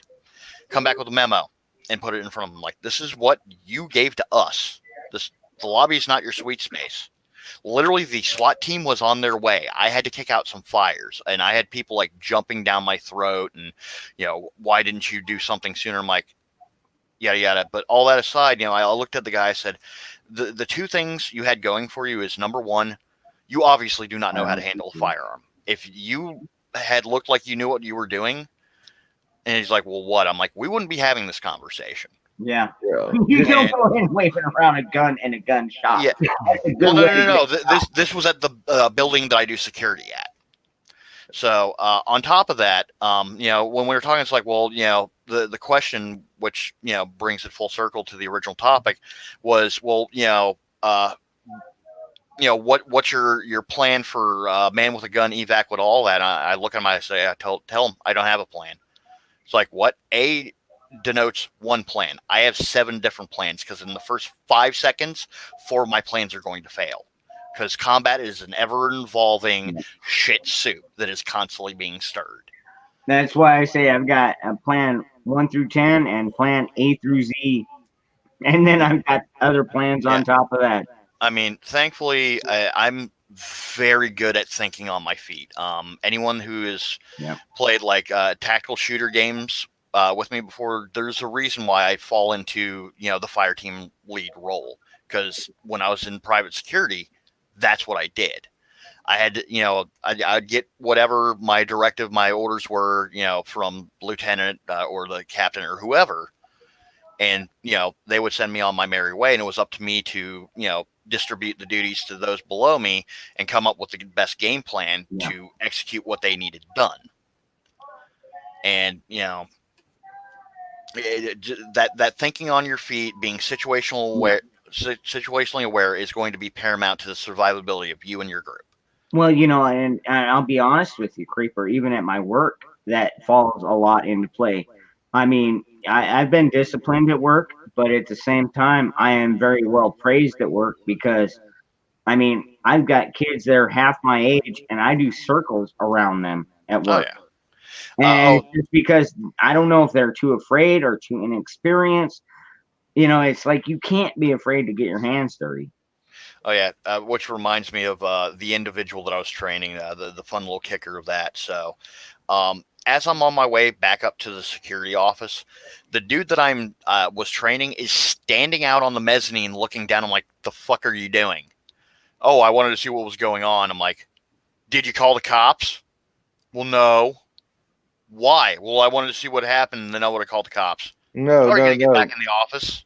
Your job at that point is to get the authorities there, and you are doing everything for de-escalation to prevent anything from jumping off. That's the job of. Well, I was bitching at the guy that I was training, and literally he left his keys sitting on the desk, so he could not get back in the office, so he could not call 911. Had not called 911. A tenant in the building had to call 911. And I literally sat on the phone with dispatch for 3 minutes. I told this lady my name. I told her my position within security. I gave her my security license number, and then had to do it another 3 times with different operators to get SWAT to not come to the building and have the grand shit show happen. Wow! Holy shit! Wow. And the funny thing is the individual that I chewed out who had the gun, who I literally told I would have killed if he had had looked like he knew what he was doing, was the president of that bank. And I'm like, well, I guess I'm looking for a new job. And the site captain at the time, she told me, she said, no, he was actually very thankful for the information that you gave him, and it was really an eye-opening experience. I'm like, okay. Well, I mean, you're doing what you're supposed to do. I mean, did you get fired from that job? No, I'm actually the site lieutenant there now. There you go. At one point, I was the site captain. Yep, you might get disciplined at one point, but they understand. Hey, you know what? This guy, he's more valuable than you might think. Okay, to put this all in perspective, the way I do my job and everything, I have told every single road supervisor, every single branch manager, and the not the VP, but the head for my state, fuck you, fire me. Because not as the challenging thing, because when certain things come up, it's like, well, we want you to do that. I said, I've been doing this job for 6.5 years. Don't worry, I got to cut. Well, this is the new better. That's nice. I'm going to keep doing my job my way. Well, that might not work out. I said, you got a problem? Fuck you, fire me. I will find a job within 3 hours. Exactly. I have a standing job offer for $4 more an hour, 1 block from my building, where all I have to do is go and get my G license, which will not be any sort of problem for me. And like I said, making $4 more an hour with Glock 17 on my hip. And when all the transients in downtown see this, well, Creeper, I thought you were over at blah, blah, blah. Well, I'm not there anymore. And they will drown in them because they stay away from the building because of me, not the building. And it's gotten to the point where the building manager has told them, because we had one road supervisor. Now, I mean, respect where it's due. This guy was a Lance Corporal in the Marines. He was a combat vet. He had been there, done that. Respect where it's due. But he rolled in like, he was running the show, yada, yada, yada. And he tried to tell me, no, you're going to do it my way because that's how I want. I'm like, well, the post orders say this. And well, the problem is as this is going on, the building manager, who is the client, his name is on the dotted line, and I'm like, well, the client wants it this way, and he words out of his mouth, not joking. Fuck him, he doesn't know what he's doing. The building manager had not said one word, just turned around, walked away. That day, he was fired. Wow. Yeah, it's like I'm sorry, you don't come into another person's house and talk shit like like I said to you. I'm like, am I allowed to cuss here because this is your house? I'm going to respect your rules. No, I told you absolutely. Yeah. I mean, But we're already, dude. The Yeah. way YouTube's working, it's like you either have to be 18 above or. well, yeah, child like friendly. I was just using the simile is my point. Oh but, yeah. Oh yeah. No. But yeah, and literally, there's been other individuals. It's like, well, we might want to get rid of Creeper because he's been combative with us, this, that, and the other. And it's like, if you get rid of him, I'm dropping the contract. Wow. I don't care what my bosses want. Literally, when shit goes wrong, he is the man we turn to. I mean, my claim to fame currently at the building is for 6 months. October of 2015 to May of 2016, I did 6 months at a 74-hour work week minimum, most 94 hours, 6 months, no day off, 7 days a week. Wow. And I have a $22,000 a year job. I made $36,000 that year, $14,000 more than I should have made. Wow. Still didn't get a tax return. Thanks, Obama. Because God, no. The funny thing on that one is due to the fact that I am a single, air quotes, white male. Even though you all know what I look like. Some would consider me white. Some consider me past white. Whatever. I'm not into labels, Huh? but I consider single- you Creeper. yeah, that's who I am. Oh, I haven't got it yet. But single male. Oh, I haven't got At that mine. point in my late 30s, working overnights, unarmed, by myself in a high crime area, my health insurance What's that? week was $187. I'm like, I can't even keep my lights on if I'm paying that a week. And they're like, well, that's not our problem. And you still fall within the limits for acceptable, affordable health care. I'm like, Oh, I'll pay the penalty. And they're not too loud. I mean, they can hear you in the background. yeah, but we can hear you, Freedom. But I'm sorry. Yeah, I feel like But- kids. yeah, Yeah, I still got teenage kids here, and I'll tell you what, man. Here, Ronnie, come in here. Step in and But- say hi. to finish that thought, this is my first tax return That's in my 6 brother, years. Sparky, my friend. Wow. Creeper. Oh, my brother Sparky and my friend Creeper. I've been demoted. Damn. All right. My brothers, Aircraft Sparky and Creeper. You both are awesome. I've known you guys for so freaking long now.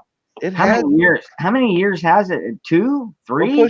We're pushing. We're at 3, pushing 4 now. You got to remember, I kind of came along in the past year. Like literally, let me go to my YouTube channel because No, I think it's been longer than a year, Creeper. I think I've known you like 2 years. Yeah, Ever you've since been you came around. into the video game. You've been Well- around in Discords for a while, there, Creeper.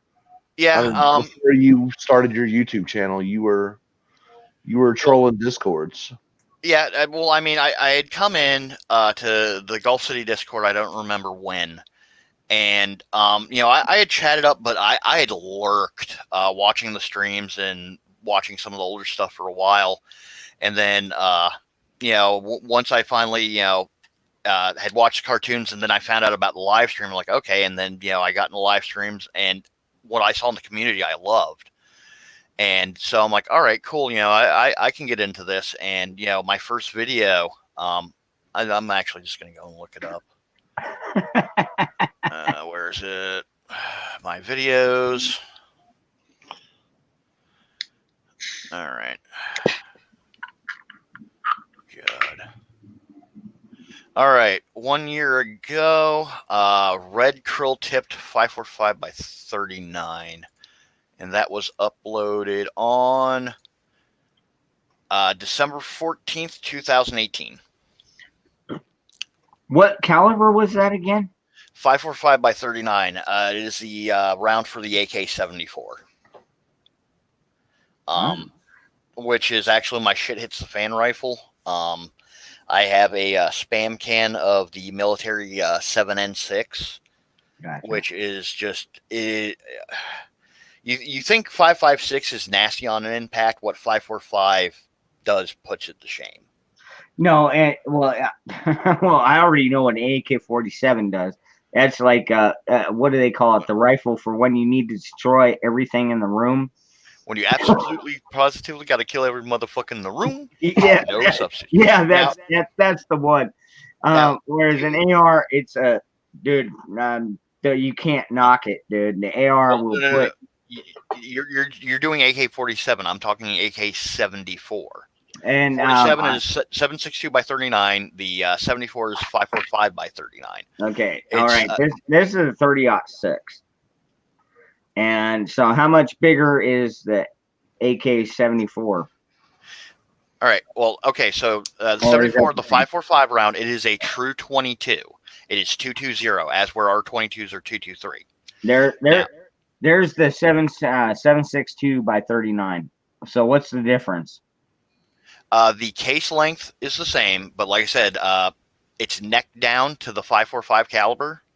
And the way the 7N6 projectile works, it is a steel core with a copper jacket, but there's a hollow cavity behind the nose of the copper jacket. So upon impact with a soft target or anything that it hits for that fact, it begins to tumble and yaw. What the old FUD lore said for the 223s and NAM, that it'll hit a bone and skip all the way up, no. That is a fallacy. I have seen effect on target firsthand what 5.56 does to a living being. 5.45, hands down, just destroys whatever it touches. Now, that's not saying the 5.56 is not going to do everything you need to do. You got to remember, a firearm is a tool, tool for the right job. Yep. The 74, the AK platform of rifles are very simplistic guns. They're very easy to produce, very easy to maintain, very easy to operate. Now, is an AR more accurate than an AK? Yes, hands down, there's no two ways about it. An AR will reach out and touch farther than an AK will. The 74 platform, if you know what you're doing, is on par with an AR. ARs, however, in terms of training, manual, and ease of use, it's there. You know? Yeah, you can basically get them a lot dirtier. Well, both systems you can, because even though, yes, it's not a direct gas piston, technically it's a piston system, but the piston's in the gas key, blah, blah, blah, blah, blah. Yeah. You know, it poops where it eats, but it tends to keep it cleaner. There are AKs floating around the sandbox right now that have been there since the Soviet occupation of Afghanistan, that have been running nothing but corrosive, the bolts being kicked open, and running to this day with zero maintenance. Can you do the same thing with an AR? Hell no. Probably no. Yeah, lucky if you maybe get 2-3 rounds out. AKs, they're just going to work no matter what. Now, the thing is, when the AK was designed, yes, it's true. It was designed with a disposable shelf life. This rifle is good for X amount of rounds. Well, okay, you're out in the sandbox and you're the 9th generation owner of your, M4A4 or A6 or whatever the hell they're using at this direct moment, and your barrel shot out. You take it to the armorer, he takes out his armorer's wrench, loosens the delta ring, takes the barrel off, puts a new barrel on, sets the gas key, calibrates it, gives it back to you to go to zero. It's done within 6 to 8 hours. And that's with the armorer dragging ass and doing everything else that he needs to do that day. An AK, for me to swap out the barrel on any of mine, I'm going to have to go in. I'm going to have to drill out all my rivets. And I know you guys can't see the fact where I'm pointing on my AK because I don't have a camera. Drill all that out. I have to press my barrel out, get the new barrel, press on the gas block, press on my front sight post, and put back on my muzzle brake, make sure nothing's canted, press the barrel back in, and re-rivet the trunnion in. That's a whole lot of work when under Soviet doctrine, the way that they kick these things out. Oh, Private Ivan, your rifle's broke. Here's a new rifle. NATO allies and our military, okay, give me a few hours and I'll change out your barrel and you're good to go. With the weapon designs, with the different doctrines in place, is just indicative to the designs. Okay, all right.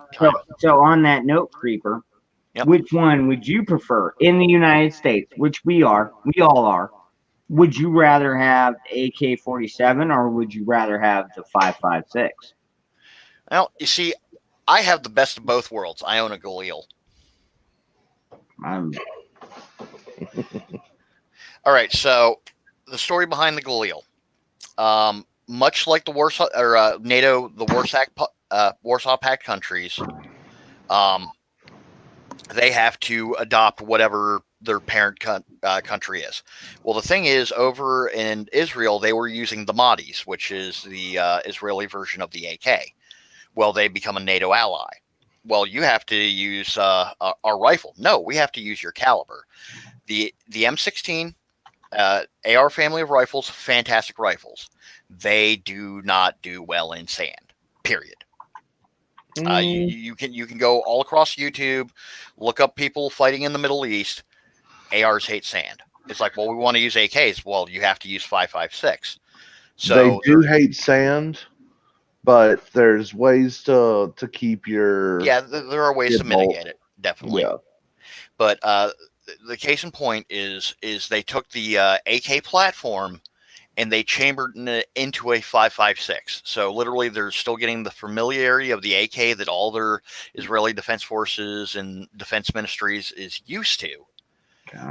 But it's still in the NATO cartridge that they have to use. So literally, I have the best of both worlds. I have an AK chambered in 5.56. Oh, okay. Wow, that's now. And a lot. Some people, they'll look at me. It's like, well, shit hits the fan. Why are you going to use an AK over, an AR? Well, right now I probably have 1,500 rounds of 223 5.56 mixed on tap. I have over 2,000 rounds of 7.6 sitting right behind me.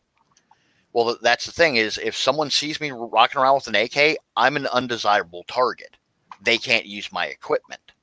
However, any, weekend warrior that wants to go out and thinks, it's Rambo time, I end up popping him. I can pick up his gun. I can pick up his mags, use them in my other guns, and I'm set. Yeah. I'm partial to the AR platform.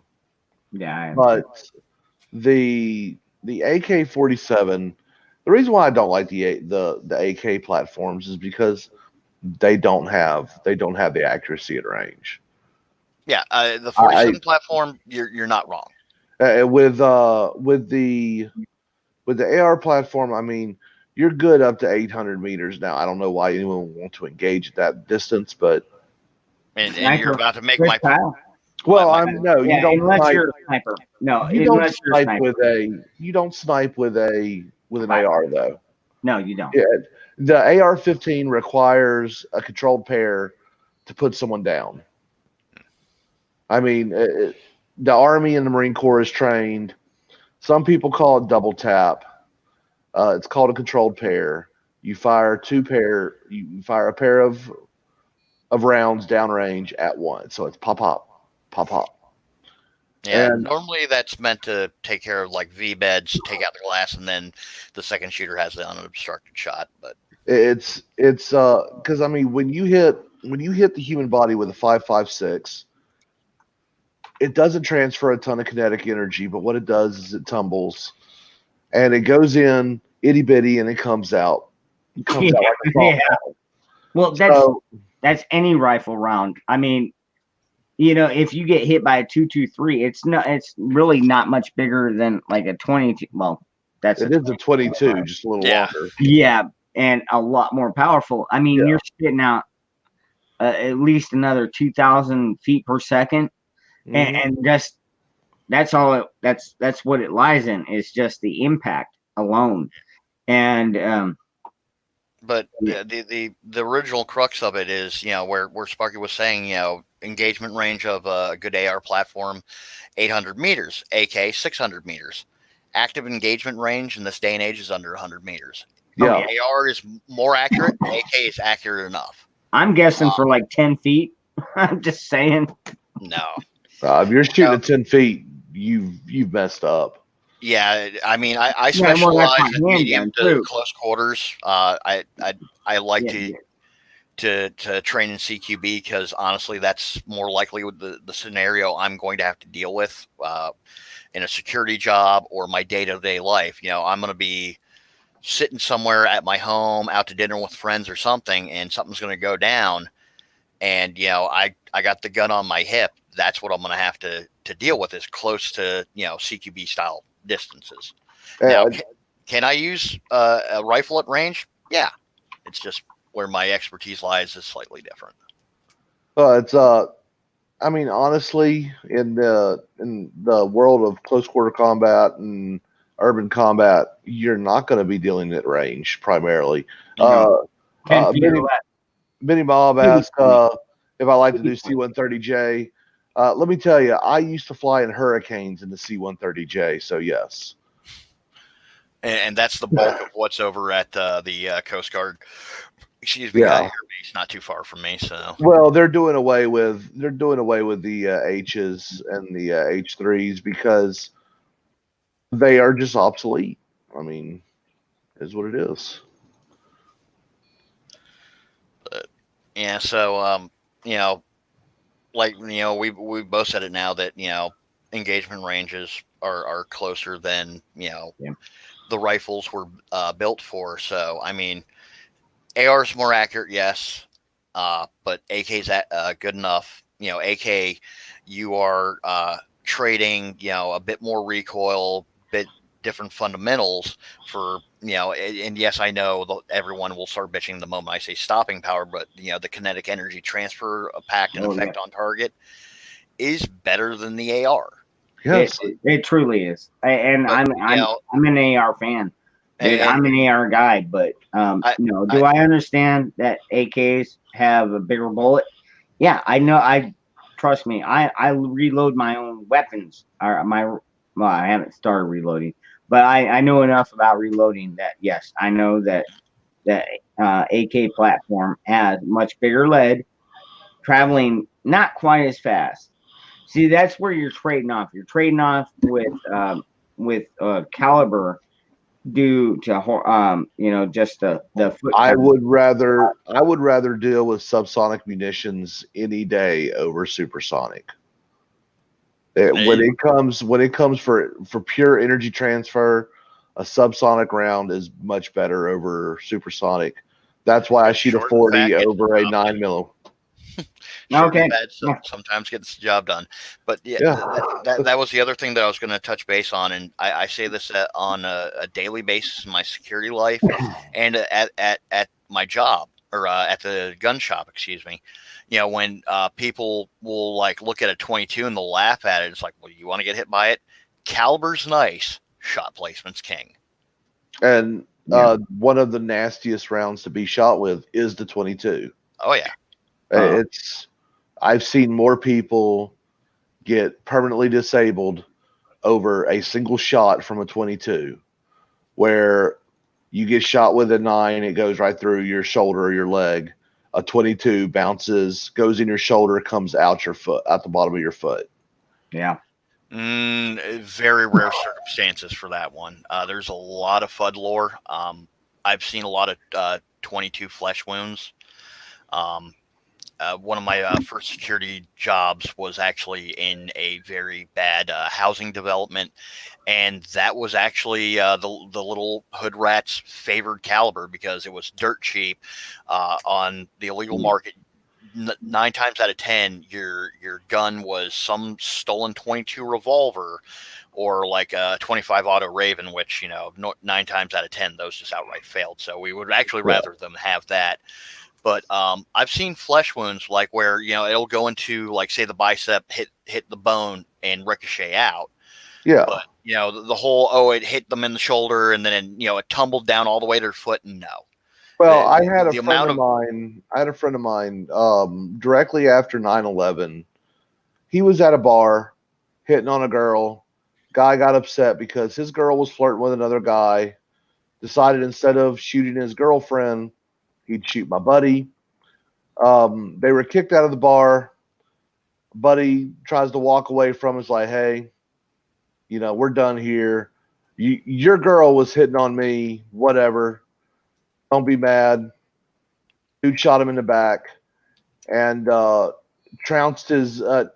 It hit him, shot him in the left kidney, hit his rib cage, destroyed his liver, killed half a lung, and then exited out his neck. Wow. Like I said, there's a lot of weird things that happen with ballistics. It's just, can it happen? Yes. Nothing is impossible, only improbable. The thing is, like I hear on a daily basis when I'm at the shop, all this FUD lore of, you fire a 22 in through the skull and it bounces around on it. No. 22 mag. 22 mag, what's going to happen is if it does hit the back, it's going to probably bounce and go halfway back into the material. Oh, God, hold on. People keeps blowing up my my Discord. I'm just going to there. Man, this is a good chat, man. I'm really enjoying the hell out of it. I mean, we have 3 different views of firearms things because I'm not discounting anything Sparky's saying. No. It's I've seen it firsthand. He's seen it firsthand. And, I've seen some wild stuff where there was an individual who was actually in the paper. He was shot in an attempted carjacking, and he was hit with a 9mm, and it literally hit his left shoulder, went around the heart, and then came out towards the back so close to his spine that they were afraid to operate, that they paralyzed him. And he took his shirt off, and you could see the bump where the round was resting. Mm-hmm. So, I mean, nothing's impossible, only improbable. Well, see, I love the 22 round, but I hate a rimfire cartridge. So for a pistol, a 22 long rifle it doesn't work well for me. You see a lot of jamming with pistols. I prefer I wouldn't. I'm with Sparky on this. I wouldn't trust a long rifle. I mean, it's a great varmint gun. Don't get me wrong on that. I mean, if you're out there trying to pick off a bird or a rabbit or something like that, yeah, that's a great gun. You don't want to use a 223 or a guy 7.62, but yeah, when it comes to, and yet again, I realize no one can see me. I have my daily carry, which is a Ruger SR9 9E, but I have a pocket gun, which I originally had one of the FIE Titans, and I switched over to the Astra Cub 25 auto. Now, to go into the whole 22 long rifle, 22 Magnum, all the rim fire, the reason why our Lord and Savior John Moses Browning developed the 25 auto is because the 22s were so unreliable. The rims, auto feeding cartridges, and just the way the primers are put into the cartridges back then, it was not the best. You could have duds. So he created the centerfire 25 auto. Fun little story behind that, because a lot of people, of the mindset of, if you carry 2 guns because you're expecting your first one to fail, why are you carrying in the first place? No, I don't expect my first one to fail. The story behind that is, it was 2018. I was coming out of the grocery store, and I mean, I'll admit when I fuck up. I was not situationally aware. None of us are situationally aware at all times. No. I mean, we tried. Yeah, we tried, but try as we might. I had gotten off of work. I'd gone into the grocery store. I'm tired. I'm hungry. I want to get home. I want to, take a shower and go the fuck to bed. And I come out, I got my food in my right hand, which I'm right hand dominant, which, Sparky can tell you in basic, they train you, do not carry anything in your dominant hand because you need to have access to your weapon at a moment's notice. I was not situationally aware. I was not paying attention. I have stuff in my right hand. I'm going in my pocket with my left hand to get the keys to my Jeep. And this dude just absolutely blindsides me. And I look up and I'm laying on top of my gun and he's, getting ready to wheel back just to start pounding on me. And the first thought that goes through my head is like, can I get my gun out and deal with this guy before he knocks me the fuck out? And, grace to, whichever deity you believe in, he looks down at me and goes, "Oh, dude, I'm sorry. I thought you were the guy that was banging my wife."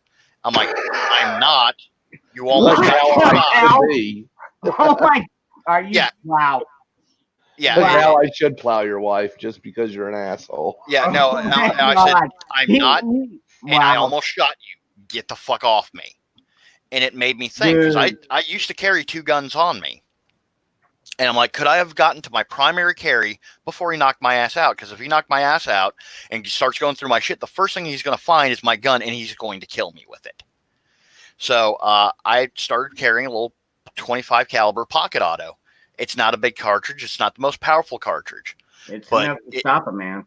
Yeah, all I have to do is go in, because as you see my videos, I normally wear, military jacket. And all I have to do is reach in my pocket, flip the safety off, and dump all 8 into that guy.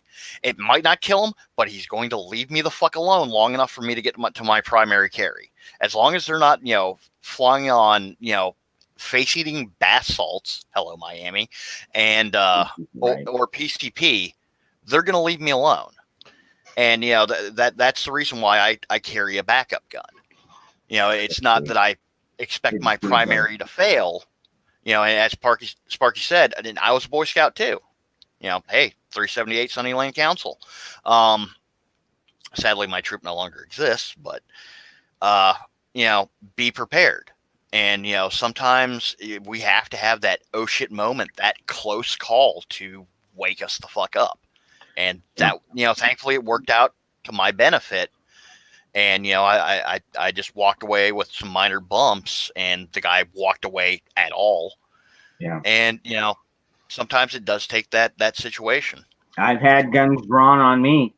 Oh, yeah. I've had guns drawn on me not only by the police but by others. I've been in situations where I've actually been shot at. It was in the middle of the night. It was probably about 10:30 at night, and me and a bunch of my friends, we were in high school at the time. I mean, we're still in high school, and we went out there on a Friday night to the river, and some asshole started shit, and next thing you know, we got 22 rounds flying around us. I mean, I grabbed my girlfriend, we ducked behind a tree, waited for the madness to end, and then we ran for the truck, and then we get to the truck, and here we are. There's 3 or 4 of them, 3 or 4 in the front, and then like 8 of us in the back. I mean, it was a river outing at the middle of the night. And this drunk redneck comes running up, puts a gun right to my friend's face, and my friend is sitting right next to me, points it right at his face. This guy's cheeks are red, his eyes are bloodshot, and I'm just thinking, holy shit, my friend's about to die. And I'm right next to him, like literally right next to him. And anyways, we were able to talk him down and get out of there without any of us getting shot, but it was pretty frightening. Yeah. And then I've also been pulled out by gunpoint by cops, where literally to where they're like, get out of the vehicle, walk backwards to the sound of our voice, do not turn around, all that shit. Right. I've been through both sides of the situation. And the cops, they overplayed it a bit, but they usually do, but there's a reason for that. I mean, I'm not going to sit there and pretend like cops are always in the right. I'll never play that game, but all at the same time, cops are there not knowing what the hell they're walking up on 9 times out of 10. Oh, yeah. It's a nerve-wracking job. And so I always say, if you're dealing with the cops, follow their instructions to the T if you are carrying. You let them know ahead of time, and you never let your hands leave your head. Yeah. Oh yeah. Because No, they tell you to grab your gun. They tell you to I'm grab a, your gun and clear it. You do not do that. no, I'm of the same mentality there, Sparky. It's like, because I always carry.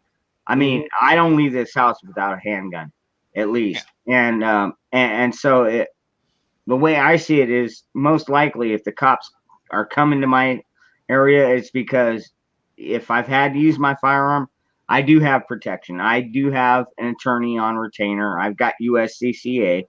I'll be I need to honest get with that, you. to be honest. I mean, anybody, I'll be honest with you. Anybody that carries every day, you should keep insurance on your firearm and your livelihood as much as you do your vehicle. Or maybe more so. I don't know. Gun insurance is like $20 a month to keep a retainer on. Because what are the chances I have to use this? Slim to none.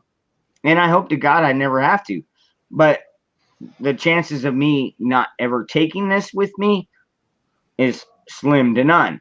I don't go anywhere, especially, man, after the madness. I mean, I'll be honest with you, in the last 2 years, there hasn't been a single day I have left this house without my sidearm. Yeah, I'll be no. honest with you. With me, the only time my gun ever comes off is when I'm getting naked. So Well, I work at an explosives plant, so Yeah. unfortunately, I have to leave it in the vehicle. yeah, well, I mean, we had that discussion. As where I'm licensed security, I'm de-licensed security. I'm not. It is a felony for me to have a firearm on me while I'm on duty. Thankfully, my vehicle is stowed in a secure parking garage and my gun's under lock and key.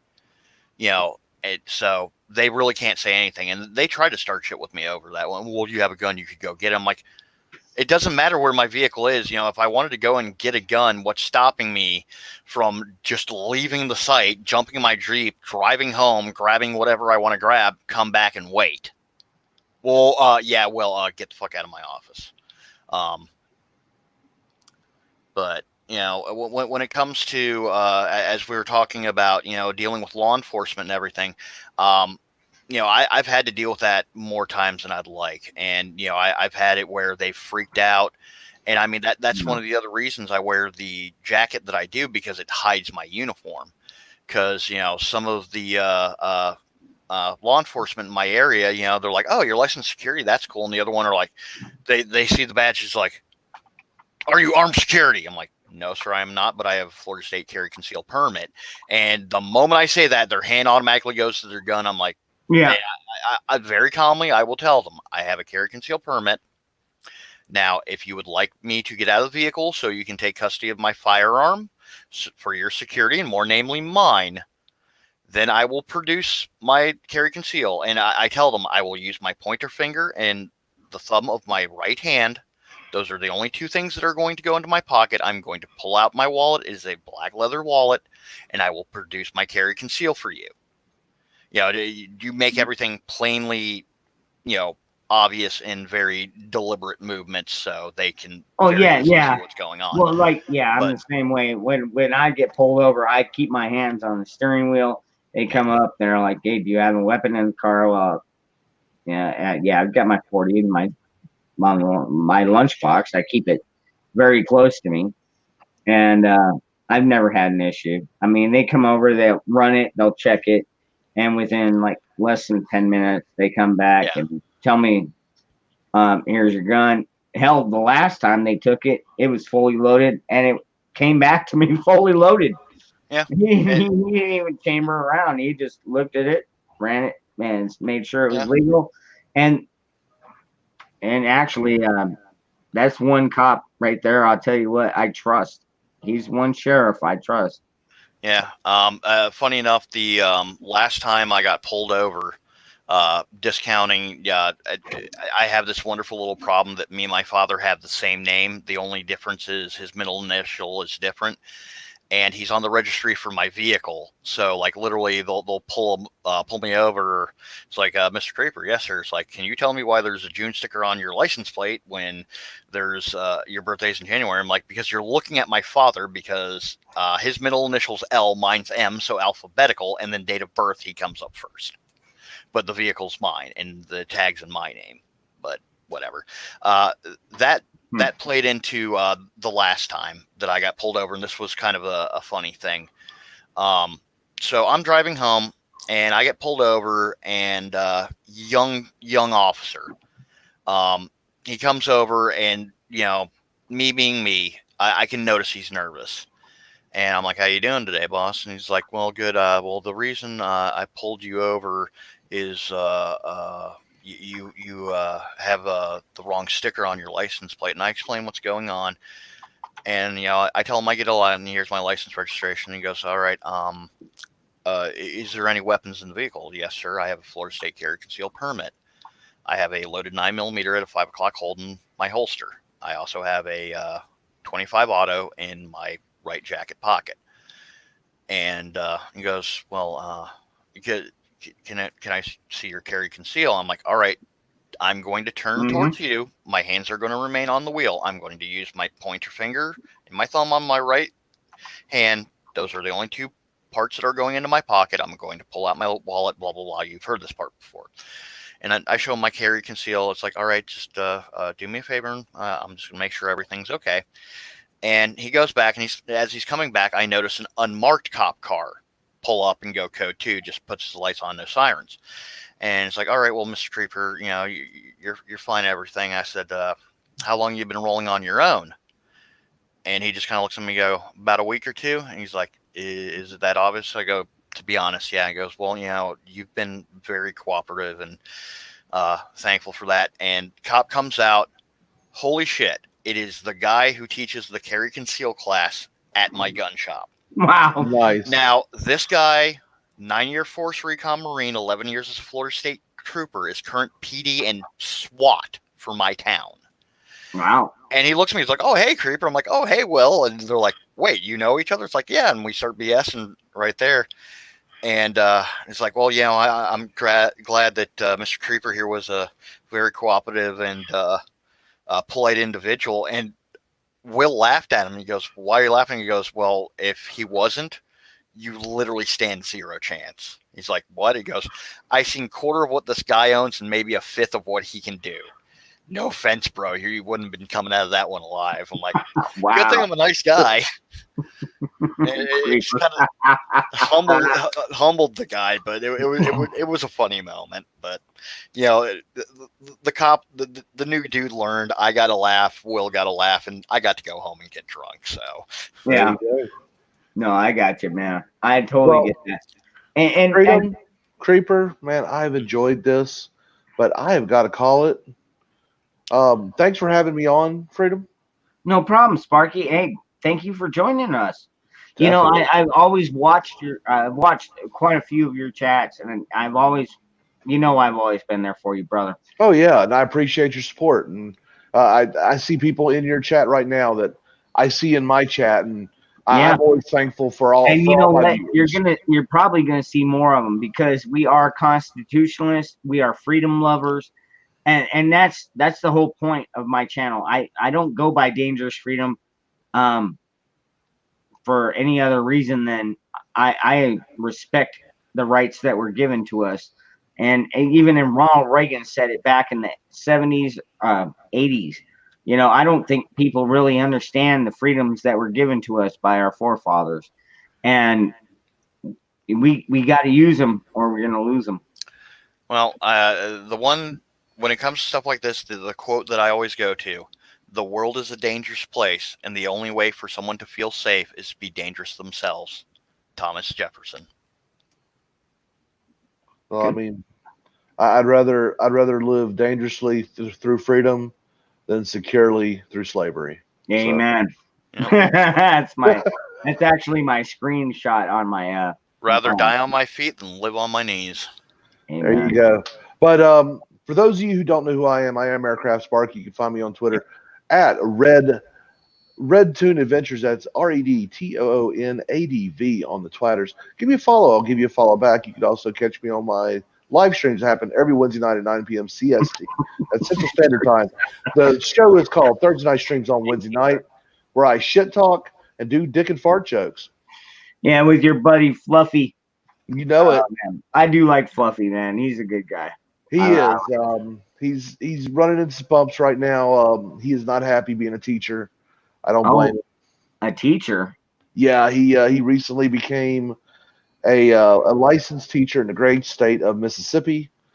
Got hired in a Kieran's teaching kids. Fucking Christ. no, not not Kieran, Karen. not Kieran, No, this Fluffy. Fluffy. Fluffy. Okay, I don't know who Fluffy is, so. Karen, I would be afraid of. Be afraid Yeah. for the kids. I was teaching history, and until I got to a public school, I love teaching, but Fluffy got picked up by a public school right off the bat. Poor guy, and so he's having a rough go at it. It is what it is. He'll find his way, and yeah, Creeper, come by. You should meet Fluffy. Fluffy's my RL bestie, so he's good. He's good people. Yeah, he definitely is. I've always enjoyed both of you. So, well, I appreciate it. Hey. But y'all have a great night, and thank you for having me. All right, okay. take it easy, Sparky. Good talking with you. Peace out. All right, and I do see Gray out there in the chat. Hey, Yeah. Gray, I got some Krill Team 6 shit coming up that I need to talk to you about, and well, I'll hit you up later, if not tomorrow.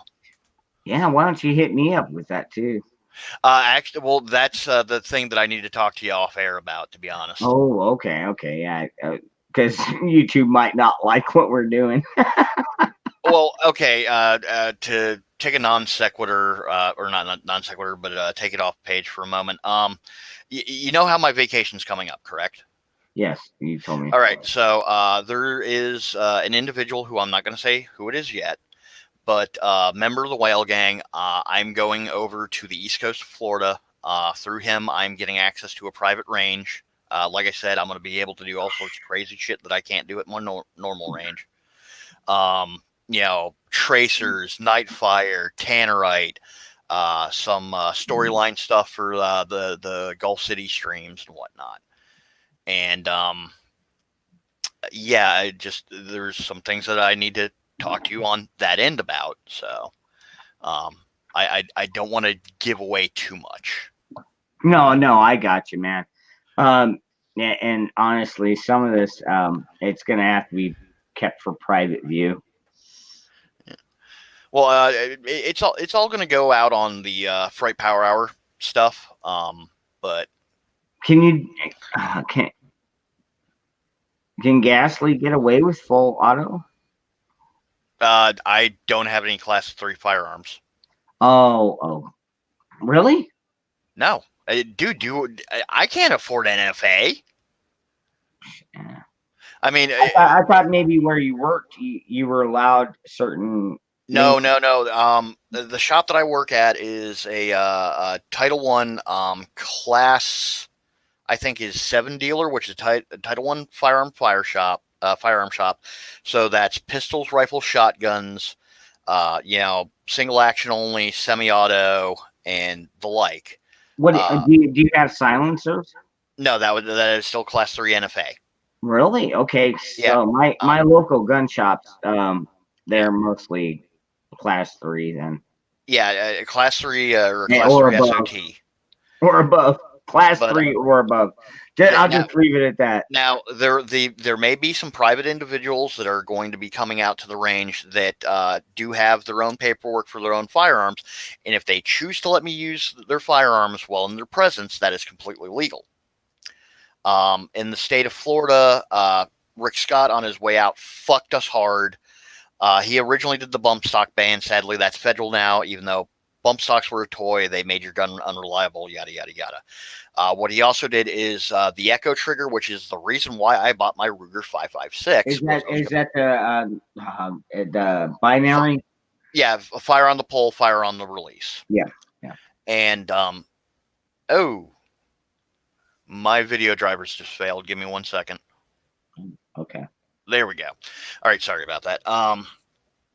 But the way it was written is any rate increasing device. Now, the vagueness was to create the slippery slope that Feinstein talked about. May that bitch fucking die soon. God. In Minecraft. But so like a Geisley 3-gun trigger, a homemade, or not homemade, but a home job just polishing your serial engagements are technically illegal. My finger is technically illegal because it takes the rate of the fire of the gun from 0 to 1. But that shit's retarded. Now, if I want to use the belt loop trick to bump fire my guns, Yeah. that's fine. There's no Yeah, they can't stop that. recourse. There's no way. Are they gonna outlaw belt loops? I mean, Yeah. come on. I mean, honestly, I'll be honest with you, man. I've got a gun belt. My son bought me one of those Core 15s. Those really nice gun belts. I mean, I can literally put my gun in, and then when I get out of the car, I can just pull and get it up tight, and never been an issue. Whereas when you got the single hole kind of belt, yeah, it's kind of a pain in the butt. But my sons kick ass. Both of my sons kick ass. I'm just not kidding you on that. Man, I've taught my kids well. And a lot of people come out and say, "Oh, you're a great father, you're a great father." And I mean, I appreciate that and all, but the way I see it is I try and teach my kids, look, life is not going to be easy. You've got to have skills to get through this. And they both listened. All right. I hate to cut for one quick second. I've been doing the potty dance for like the past hour, so I'm going to take a quick break, and I will be right back. And where did it go? It was Skin Man who said something that caught my eye. Skin Man, you are not wrong. Jerry Michalik would have to register his hands or cut him off. Iraq veteran Eric made that joke. Yeah, that man, even at his age, you could not pay me to fuck with him. That man can fire 6 shots out of a revolver and reload and dump that next 6 faster than I can reload any magazine from any of my automatics. No. But all right, I will be back in just all right. I'm going to hang out. And thank you all for hanging out. I can't believe this stream is going on a while. I'm gonna drop this link one more time in case any of y'all want to come on. Jericho, Jericho, I've seen you in a lot of my prepper chats, and I know you're close linked. I don't know if you're a StreamYard guy or a YouTube guy, but if you ever want to link up on StreamYards, dude, just your icon alone says it all. Dude, don't tread on me. SD Mountain Man.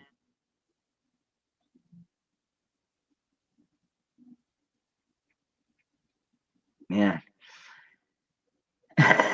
This is we had my friend Sparky on here. I voted Teddy Roosevelt. Scarecrow. Man, that was a long time ago, brother. Oh, Citizen Soldier, are you out of here? All right, brother. Benny Maybe. God bless you. You know what? This guy, Benny Maybe, he is, he's reliable. I'll give him that. He is definitely reliable. He would be one, and Jack T. Ripper. Man, so many good people in here. New York Outcast. Dude, New York Outcast, I got to give you this, brother. You living in New York under what we're going through right now is insane.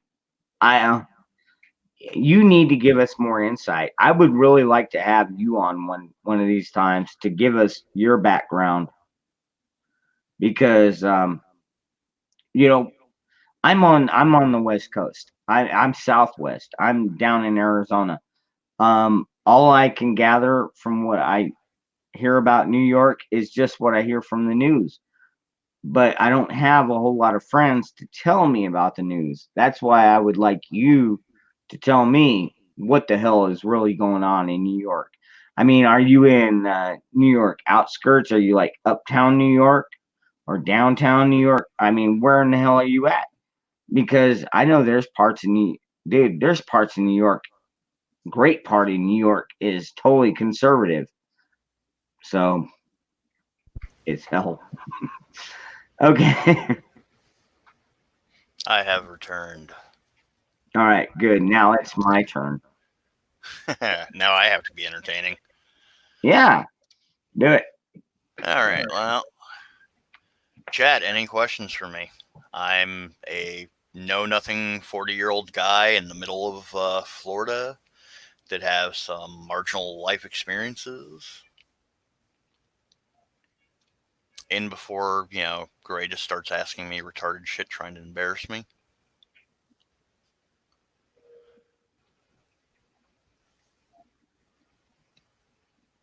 Nothing. Okay. Well, let me see. All right, Maryland. Retired in the state, but. All right, Jericho, you have a good one, man. How many helmets do we have left at the shop? More than one, less than 500. I do not have an exact number. I will tell you that they are for sale. I believe when I talked to my boss, we're only going to ship the cosmetically not as nice ones, and I think $50 shipped, and they are 3A helmets with the visor shield doesn't have a ballistic rating. It'll stop like rocks and thrown objects. It's not going to stop a bullet, but it does have the full headlining harness, bump pads on the inside. So it's 3A rated. It'll stop up to a 44 Magnum. Hey, which one was that? That would stop up to a 44 mag? Oh, the 3A helmets we have at the shop. Okay. Wow, Kevlar. Okay. Yeah, it's the hardened composite weave, and it is thicker than your normal panels, and that's actually one of the things that I'm going to be doing in my videos is one thing, and I'm not going to name channel names because they are far larger than my 55 subscribers. You've only got 55? Yeah, I only have 55 subscribers on Gulf City Creeper. All right, come on, man. Y'all need to help out Creeper, man. Mountain Man, I am a licensed security officer in the state of Florida. I'm not going to say where, as I do not wish to dox myself. I do also work at a local gun shop. Jericho, you have a good night, brother, and good luck at the store tomorrow. But so to finish that thought, if I could remember what the hell I was just talking about. You were talking about channels that are far above me, where they will use it's like, oh well, I'm using federal HSTs. I'm like, you're using hollow points, which are meant to expand, slow down, and go out, which is what the Kevlar is meant to catch. It's a net to catch bullets. Yep. You are being disingenuous. You are not, because your average bad guy on the street isn't carrying hollow points. He's going to carry the cheapest crap that he could put in there. So the baseline for my test is going to be the 9mm. I have a different, collection of different styles. I got some of the cheap Tula 115 grain copper jacket, and then I have some of the bimetal jackets, which I'm going to both use just to see if the bimetal jacket on the lead cord gives any sort of better penetration. Hey, do me a favor while you're at that test. Use some 223 hollow point. I think I have some in stock. When towards the end, because what I wanted to do is pretty much any rifle caliber is going to defeat 3A. Okay. Unless you're firing 22 long rifle, because speed kills armor. And like I said, I have some other I have ammo manufactured by Sayer and Bellet. It's a Czech company, S&B for short, that has a nickel bimetal jacket, and I mean they're nice and shiny. In the Gulf City streams, I jokingly call them my silver rounds, my werewolf killers. Hi, Jack. Hold on, JTR. Yeah, Ski Man wants to know your channel name, brother. Gulf City Creeper. Yeah. Let me just say something in chat and you'll see it. Yeah. Hi there. This is my channel name. Yeah. Ski Man, Gulf City Creeper, and I go way back. Yeah. We all love the Creeper. Love you too, Jack. I'm kind of like a frenemy, like cult, even though Jack deactivated his Twitter, the motherfucker. Oh, did he? Yeah, no, yeah, I'm sure Jack has his reasons, and well, you know whatever what? makes his life. Dude, he has my phone number. We talk actually on a fairly regular basis. In fact, Yeah. JTR, I'll probably be calling you tomorrow. So, are you working tomorrow, Jack? I call him Jack, even though I know that's not his real name. Funny enough, I was kind of surprised when I learned your first name. I was like, okay, apparently they just throw that out there. There are some people that do know my name. I don't think anyone in Gulf City knows my full name. Well, other than Gulf City Swamp Witch and Sean, who has I've known Sean. Or Ghastly. Ghastly would probably know your full name. No, he doesn't. I'm not part of his Patreon. Oh, really? Okay. He knows mine only because I remember way back when he first started, I was one of the first ones that he messed up and he got a PayPal. And he's like, oh, hey, I got this from so-and-so. And I was like, dude, that's me. And he's like, oh, crap. Sorry, dude. I just doxed you. Yeah, Jack says he's not working, but he's going to be busy. No. Yeah, you got fed up with the crap on Twitter, dude. Bro, I do not blame you in the slightest. Like, literally, I just came on Twitter to get a hold of Sanute and Ghastly and send them some stuff. And then I watched the shit circus. And the moment I joined, I have not stopped laughing because I don't take any of it seriously. I know. Well, but back to what I was originally talking about. Like I said, I have the Sayer and Bellet nickel buy jacket, and I'm going to see if that gives me any extra penetration. Then I got some of the Hyperion manufactured recased ammo, which they use some sort of red coating, so that's going to be one of my krill rounds, just to throw show lore in there.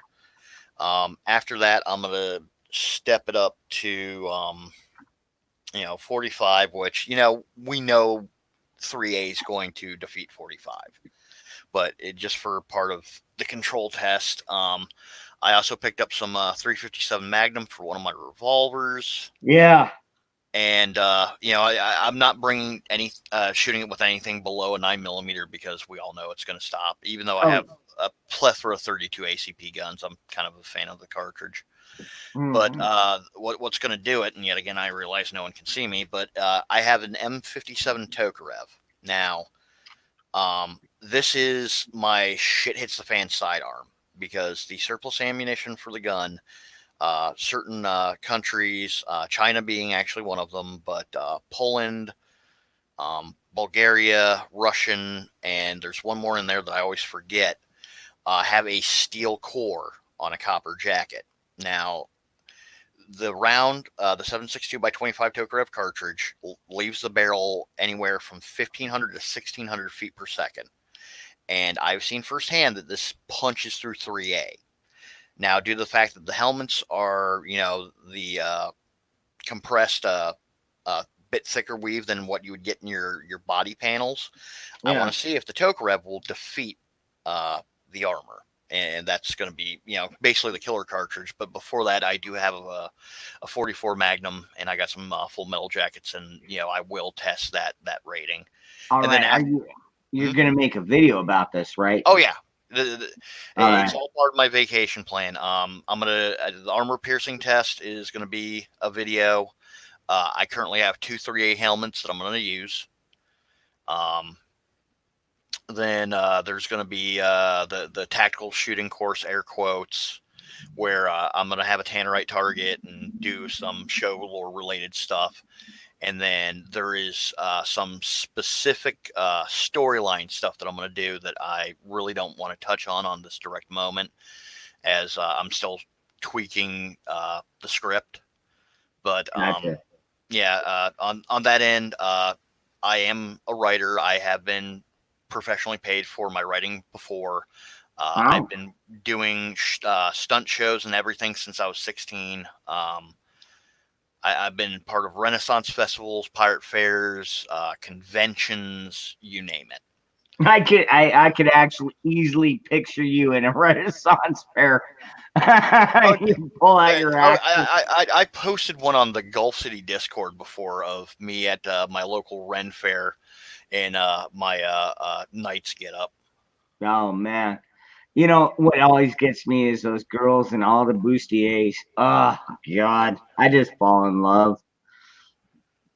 Mm, Yeah, yeah. JTR has seen me in my Ren yeah. fair get up, but yeah, no, that's a lot of fun. I have a Viking group that I'm technically part of, but just they meet up on Saturdays when I'm at the gun shop, and they are literally 2 towns north of me. So it's kind of a major pain in the dick to try to do anything with them. But once my life gets a bit more sorted, I'm gonna try to more get into that.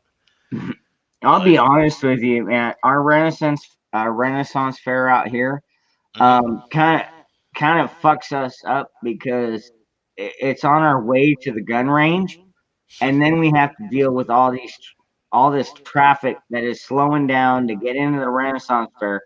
And so for like 20 minutes, 30 minutes, we have to deal with people trying to turn off, get into the right lane, and Yeah, no. Thankfully, our spot is off the side of a 6-lane highway or MSR, excuse me. And it's off on a turn lane to the right, so like literally everyone's getting the fuck out of your way, which is kind of nice. well, yeah, and like I was saying, it's normally like that with us, but everything slows down because people, even though they know it's in the right lane, they still are in the left lane until they realize they have to be in the right lane. Eh. And it's slowing down everybody trying to get out to the range or off to the ATV tracks or whatever the case may be. Um, just idiots, I guess, Yeah, would be the best case. Yeah, yeah, best way to put it. They're idiots. They don't know how to drive. They don't know where they're going, and they have no clue. yeah. No, I mean, like me living down here in Florida, like the tourist season, we have a bumper sticker down here. Why do they call it tourist season if you can't shoot them?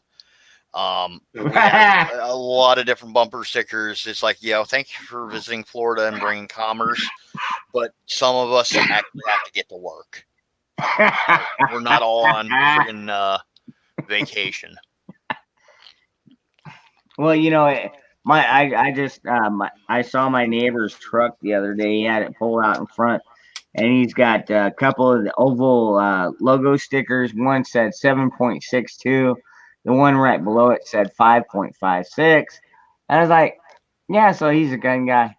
Yeah, see, sadly down here, the reason why I don't put gun stickers on my car is that says break in my vehicle. I have something small, portable, and worth a lot of money. Yeah. Well, I'll Um, be honest. I've got the 3% logo. Just like the one you're seeing right here. yeah, Well, not the same one. I mean, I don't have the red, white, and blue around it, but I've got the same logo. And that's the only sticker I've got on my vehicle. And nobody's ever tried to break in. In fact, I've had people stop and say, "Hey, man, I got the same sticker right here." They've got a little tiny one, whereas mine is like 8 inches big. It's like yeah. I'm. No, sadly, the area that I live in, I live in a little small sub-contained ghetto. Um, when I first got back into security and before I started wearing the jacket because I didn't have my carry conceal and I didn't think anything about it. I was literally getting death threats going to go get my mail. I was like, oh, you little fucking rent a pig, we're gonna find you. Blah, blah, blah, blah, blah, blah, blah. I'm like, all right, fuck this, I'm getting my carry. But Right my on. carry PJ. back because I had my carry before, but when I moved back home and my family just fucked everything up, I let it lapse, and it lapsed for so damn long that I had to go back through the class, which was actually a lot of fun. Like I said, the guy who teaches it well. P90. Yeah, I had outed myself pretty early on that I was a licensed security officer, and we kept during it giving each other weird looks. Let me see. Gulf City Cooper. Good night, Ski Man. All right, man. Yeah. Take it easy. Thank you for hanging out with us. Oh, I'm sorry. I called you Skin Man earlier. I'm sorry about that. Hey, Ski Man. He's got the ski mask on, just like the cops nowadays. Nah, I've always been a believer of if your ideology forces you to wear your mask, you're doing something bad. Yeah.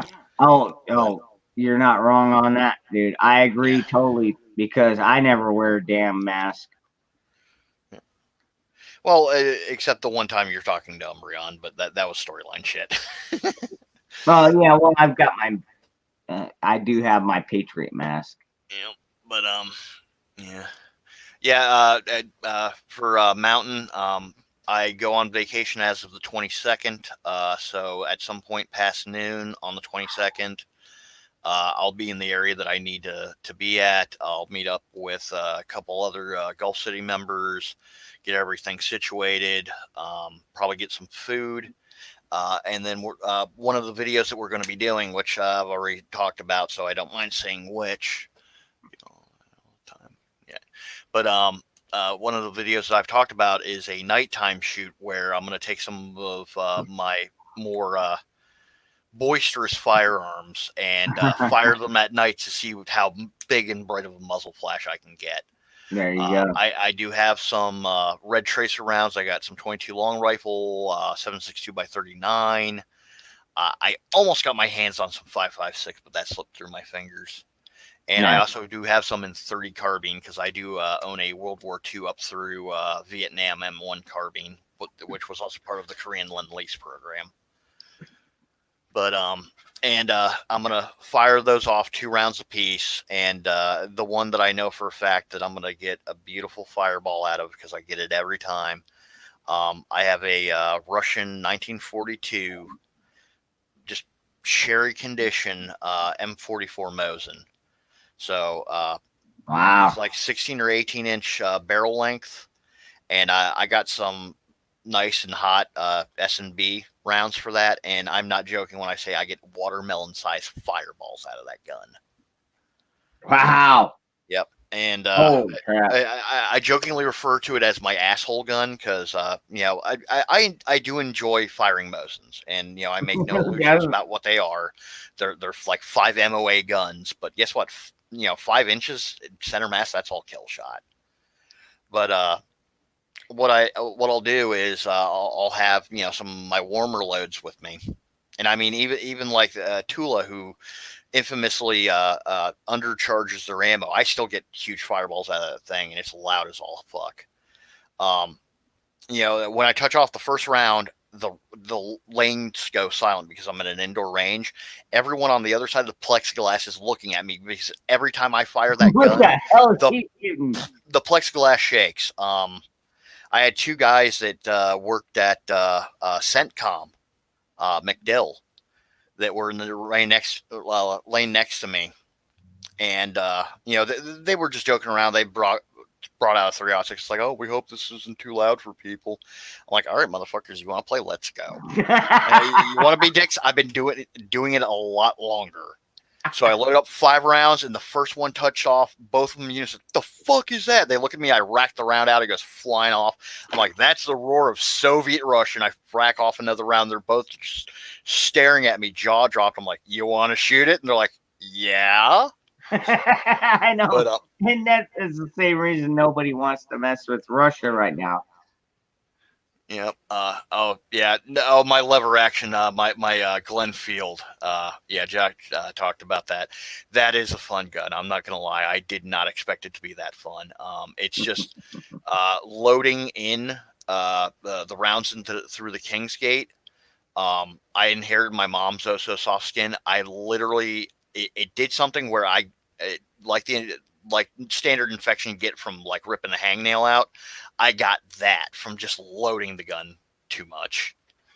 So I got to figure out just a little bit easier way to do that. But it's a fun gun. It really is. I did not expect it to be that much fun. Is that the stripper clip type where you No, top no. load it?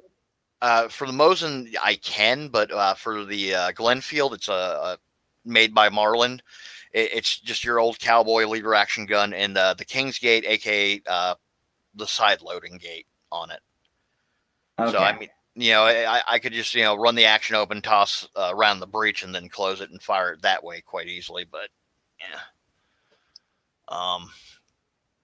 But back to the Mosin. Like I said, if people want to be loud and obnoxious, I've been doing it longer, and I can mad minute that Mosin. So Yeah, you know what? I'll tell you what, man. And in those indoor ranges, I'm telling you, even an AR-15 in those is just insane. It's like, bam.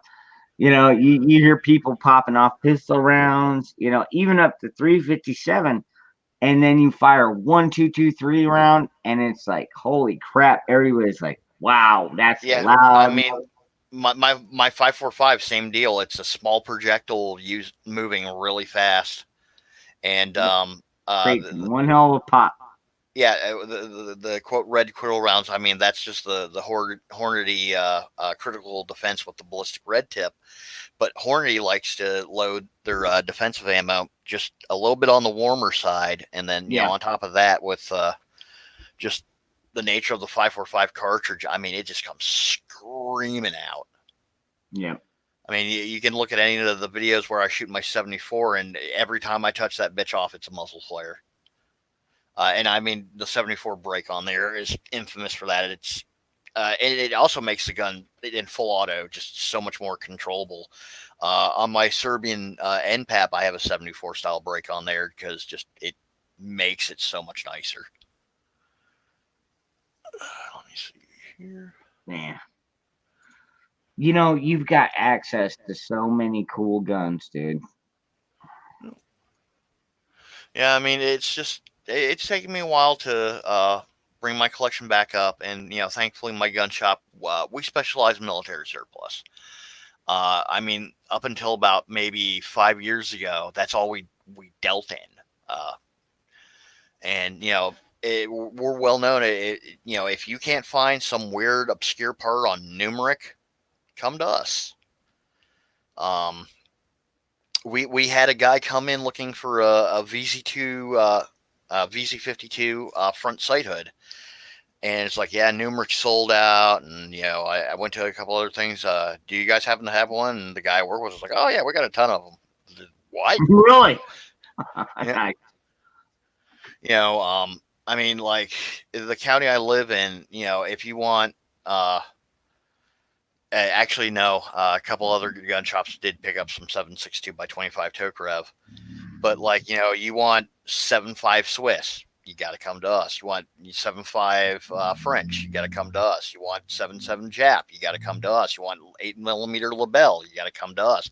You want 8mm Lebel that you can shoot in your non-end stamped gun. So the end stamp on the Lebels, just to go back for a quick second, meant that they could withstand the smokeless powder, because when the Lebels first came out, they were used black powder. And we do have original black powder cartridges. We have some loaded up on the original stripper clips for the Maxim style gun that they used. Wow. Machine gun. We have 450, 577 Martini Henry, 7mm Mauser, 8mm Mauser, 6.5 Swede, 6.5 Kirkano. It's like the list goes on and on. In the video that aired tonight, we have a frigging 11mm Swiss Vetterli in the shop now, and that was a 1876 gun. Let's see. Different type of loud and obnoxious. I know, dude. That's funny. Yeah, but Yeah, just bring my neighbors. yeah, I'll tell no. you what, your neighbors are probably more than welcome in New York. Yeah, sadly, the one thing I was looking for at the shop today, because I was helping a customer out, and Sarah and Bell yet again, they make all sorts of ammunition. They make hard to find ammunition. They'll do like 4 months runs of it. They'll do a 4 month run of Tokarev. They'll do a 4 month run of just some other stuff like 7.63 Mauser. Um, I've seen some really interesting stuff out of them. Like if they would just do the 32 French long, which Steinel's doing now, by the way. If anyone has one of the old French guns, you can get it that, and 8mm Rostengasser. I'd love to see that because the guy I work with has a Rostengasser, and the ammo is unobtainium. Wow. I don't even think I've heard of that caliber. Yeah, there's a lot of interesting. Like there's the 8mm Nambu revolver, which he has one of those, and then there's the standard 8mm, which Steinel is starting to produce. But before that, you would have to get like Graf and Sons. And no offense to Graf and Sons, but some of the ammo has been sitting around so long that it's no longer reliable. But Steinel, it's modern manufacture. You know, the stuff is just coming like literally hot off the presses. And no, I'm not paid by Steinel to say any of this. No. I just wish we had some in the shop. But yeah, I mean, I guarantee there's calibers I'm even forgetting about that we have at the shop. Man, that's just crazy though. But you know what it makes me think is if you go into shit hit the fan mode, you're gonna need calibers that are readily accessible, like Yeah. 223, 556. Yeah, well, Even AK rounds will be yeah, pretty accessible. yeah. I mean, like I said earlier in the stream, you know, last week we had over 5,000 rounds of mixed 223, 556 in the shop, and we're literally down to like our last 500, 600 rounds. Well, And time to restock and resell it. oh yeah, I mean that's what we're doing. And the one thing with us is, we've because we live and die by our customer basis. No matter what's going on, our prices don't change. There you go. Ammo wise, if we have, if it's a market on a rare gun, we kind of do have to go with the changes on that. But when it comes to our ammunition, it is dictated by what we paid for it. And I mean, we don't see that at least changing anytime soon. But yeah, we never got into that one conversation, but we'll save that for another time. Yeah. It was on the slow erosion of rights thing, because I have this timeline that I put together, and it really does open some eyes on how the government has really fucked us and worked against us and is trying to disarm us. But yeah, we're already at over the 2 hour mark, so I don't know. Yeah, we're almost at 3 hours. We got about 2 minutes left. I will tell you that is also why I'm getting into reloading myself. It's coming to the point where I believe that the American people, we're gonna have to go back to our grassroots, and we're gonna have to arm ourselves the same way we did in the previous days. We'll take our powder, we'll load it, and we'll muzzle it, and go from there. And yeah, I mean that's literally I have two black powder guns. Granted, one's a single shot in 45, and then I have amen. Cap and Ball new Army revolver. And Our brother Jack in the chat just said repeal the NFA. Good. I can't imagine anything greater than that. Yeah. Also, fun little thing. The governor of Minnesota, and this dude's going to win landslide already. Literally, the first thing that he's doing is in the state of Montana, no longer recognizes the NFA. And literally, if federal agents come inside the borders of the state of Montana to enforce NFA laws, they will be arrested. And Montana is starting to look better and better all the time. I'm telling you, I've got a girlfriend up there. Yeah. I'll be honest with you. Yeah, and I mean, there are some other people that I've talked to and that are going to be making the move to the more free state of Montana from where they are. I don't want to give away too much information because I don't know how much of this is made public. But I still fully support the people that are staying in their own area, even the ones in California, because we know what a shithole California is becoming, but we still have so many patriots there. We cannot give up on them. yeah, and the funny thing is, I watched many interviews the other day when I was bored at work. Well, more accurately, listened to because I was watching the cameras, but people were going around. It's like, hey, who are you voting for? And the amount of people saying Trump would surprise you. It's like, well, this is like a blue state. It's like there's a lot of underground Trump supporters. She goes, you see that shit on the sidewalk, the literal shit. We're tired of that.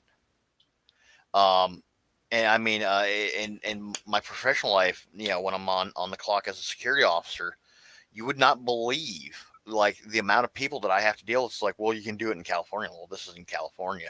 Racist. I'm sorry. How is being homeless a race? Yeah. And I hate it when people play that card. Because I mean, my own blood heritage. I'm quarter Chinese. My people have been killed by my own people and oppressed by my own people since forever. I'm quarter Native American. Do I really need to fucking go there? I'm quarter Irish. Do I really fucking need to go there? And then, but Creeper, you're quarter German. Yes, I am.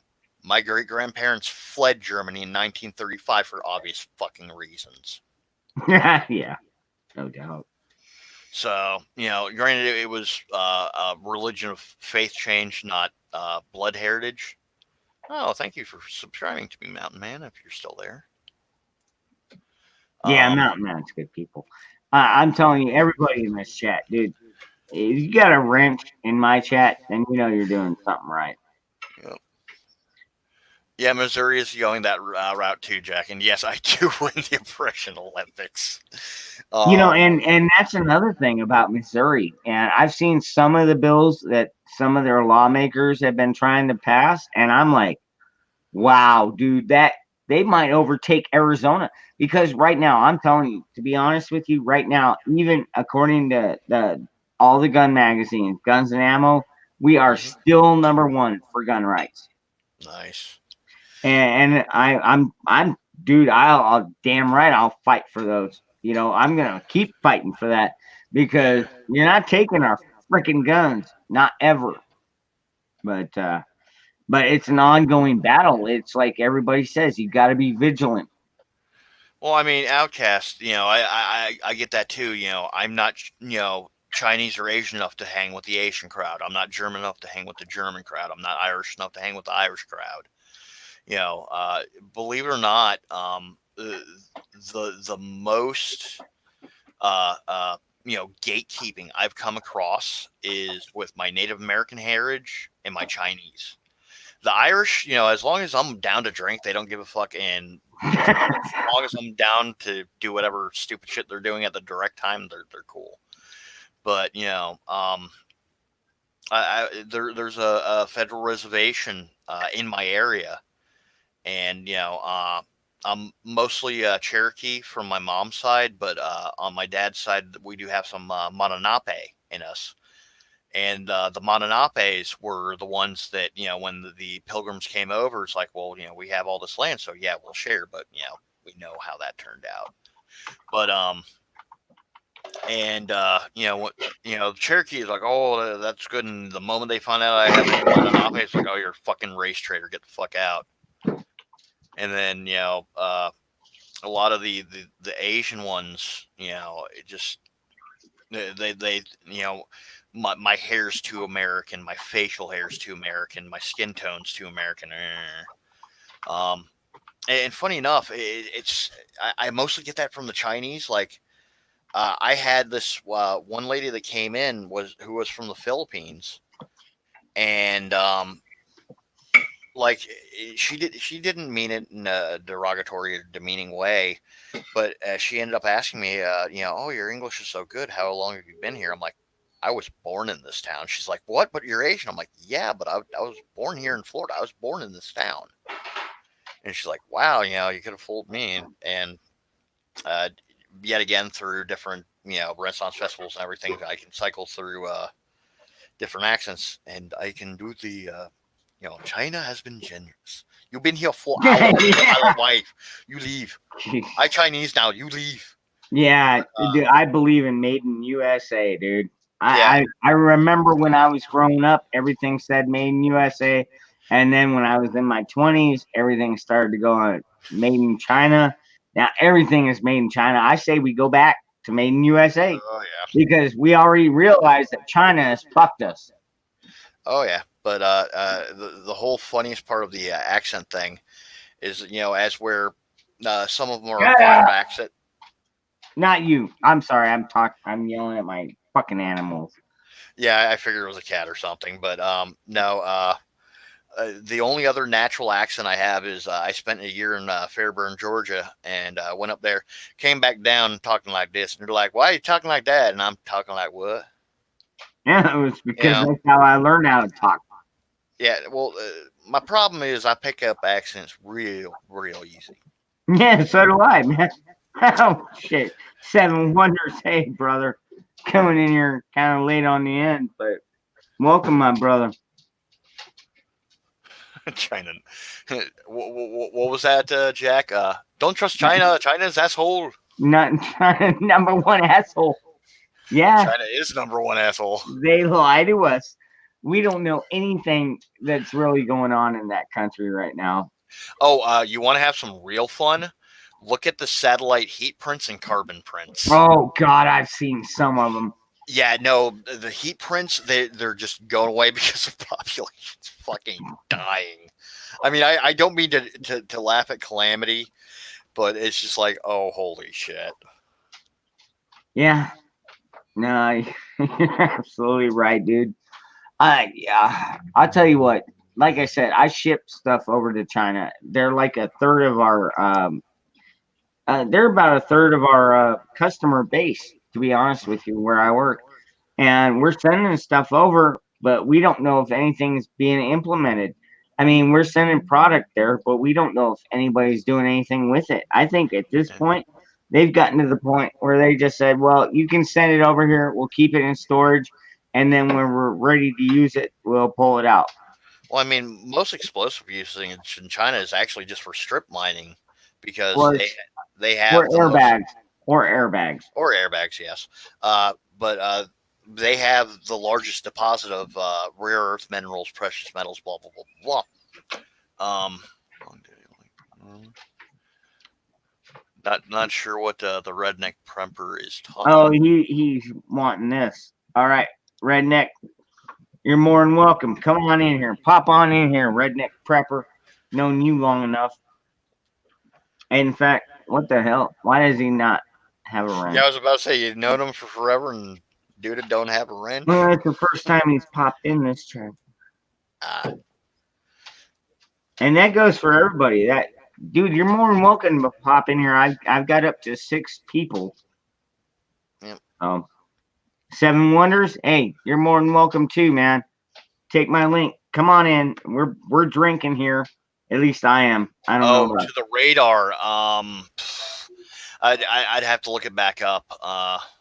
But let me do some radar. Quick. Yeah, no, he's talking about the carbon print and heat print rate. Satellite mapping. Satellite heat mapping China.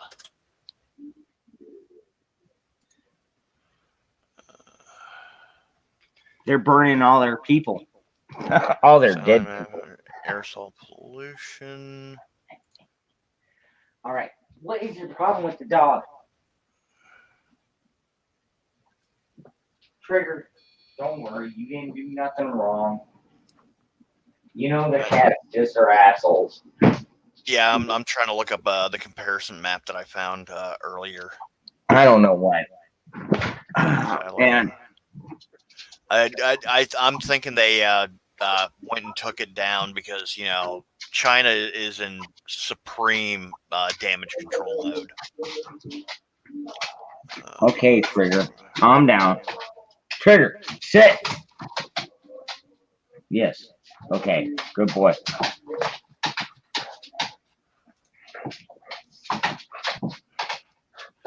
Yeah, I mean, I haven't. Let me see how accurate.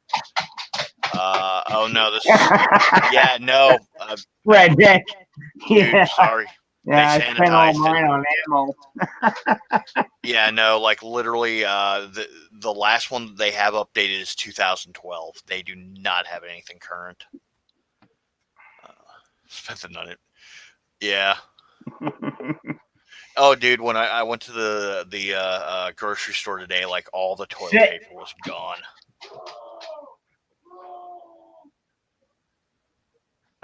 No, go ahead. But yeah, no, friggin' my brain died there for a minute. But yeah, no, they were completely sold out. Like, I'm sitting there, and actually, the funny thing that I meant to touch on when Sparky was on, there's an individual in my neighborhood area. There used to be 2 Section 8 housings, one within 2 blocks of me on both sides. Thankfully, the one to the north of me, the dude will never do Section 8 housing again. But the other one, it's just overrun, and the dude does not give a shit. And this individual, I know how he makes his money, and it is not legal in the slightest. And one of the areas that I frequent to go by, it's a gas station. But he was sitting there, talking to his 2 other buddies, and like, yeah, man, I got a flat of that soup up in my place. And when shit hits the fan and all the groceries are gone, you want a can of soup? That'd be $100. And if anyone fuck with us, we got a Glock and we got some other guns. And I'm sitting there, I'm like, number one, I know where this fuckhole lives. Number two, him and his buddies are a waste of fucking life. All of them, living off, the sweet, sweet benefits. Yeah. And, I mean, all their shit subsidized. Like, this dude gets fucking, I'm not joking, $400 in food stamps. When I was unemployed and my dad was injured and out of work, a month, our food stamps, we got $100. It's like, Yep. well, sorry, you're white. Fuck you. But, Dude. You want to hear one better? shoot. Okay. I was raising my own 2 kids, and I went in and I was like, look, I need help, and they wouldn't even look at me twice because I was white. Oh yeah, no. Sanoot had the same fucking issue. He was going there for his own food stamps, and he brought a friend of his with him because she didn't have a car. She happened to be black. She had 1 kid and herself. Got $500 a month in food stamps. Sanoot got fucking $75. Yep. But back to the original thing, and like this dude thinks he's a hard ass because it's him and his 4 other buddies. Yeah. They got 1 Glock and probably a whole bunch of like high points, and not knocking on high points. Yeah. But and probably some other fucking Ring of Fire guns, like Jennings, Bryco Jennings, Jimenez, whatever you want to call it. Taurus. No, Taurus is seriously up their game. Well, the one I've got is so. I mean, yeah. I guarantee you don't want it pointed at you, but yeah, no, like if you pick up one from the past 2 years, they're actually good guns. Before that, unless they were a revolver, they were shit. I told a story earlier in the stream where a Taurus almost cost me my fucking life, and now I own 2 of those. Yeah, 2 Taurus guns. But but back to the main thing. I'm listening to this dipshit. And, I know where this dude lives, and, he thinks he's rolling hardcore because, it's him and his 4 fucking buddies who are normally stoned and drunk out of their mind. And I'm like, all right, well, if shit hits the fan and anarchy reigns and, everything's off the shelf, like literally lights go out in Minecraft, and the last thing they see is some muzzle flares because I know what the fuck I'm doing. But it's not going to come to that. I really hope it doesn't. But you know what? At this point, brother, this is the scary part for most of us because we are prepared. I mean, the people in this chat right now, we're not coming in here like, oh my God, it's shit. Yeah. I mean, yeah, granted, we are coming in here. Oh my God. When I saw the president come out the other day and declare a national emergency, I'll be honest with you. I thought to myself, what the fuck does this include? I mean, what are we about to what are we expecting out of this? Dude, this could get scary. This could go civil war scary. I mean, know. people are already dude, the people in this chat, we're already at fucking arms. Okay? Everybody in this chat, we're already armed.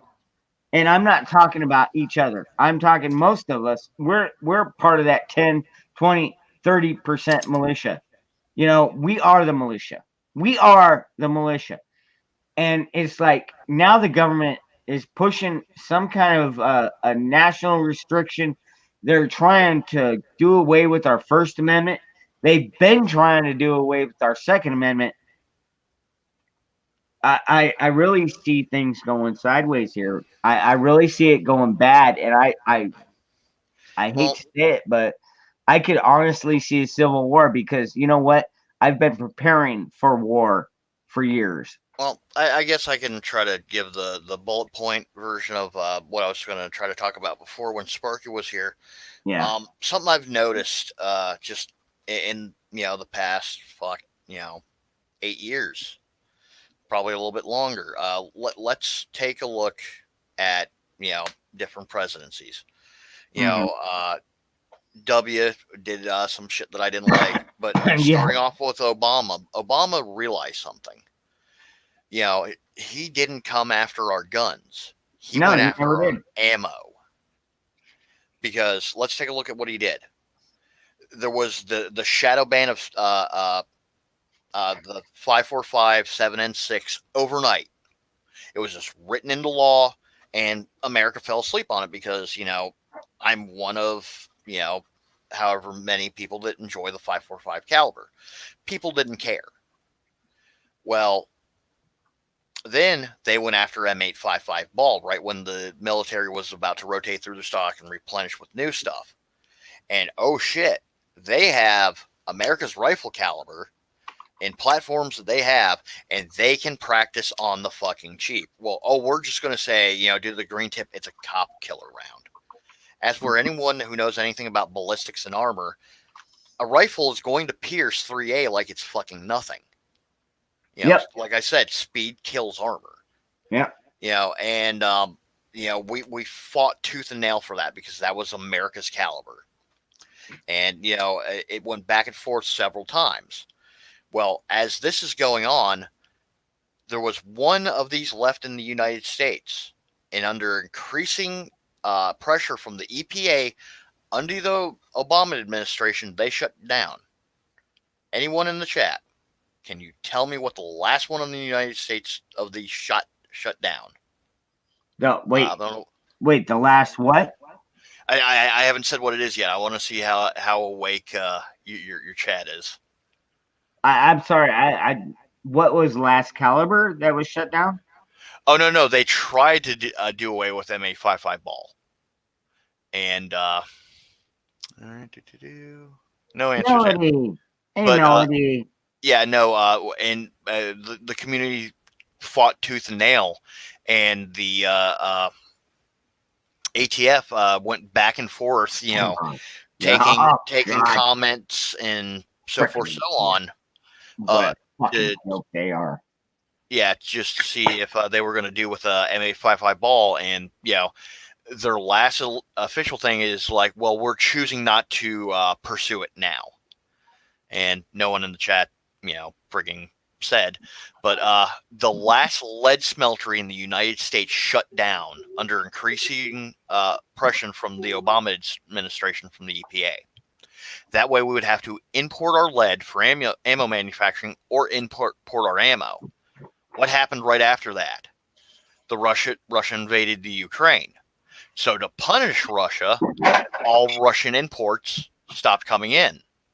There goes your AKs, there goes your SKS, there goes your Mosins. There goes your cheap LPS, light steel ball for your Mosins.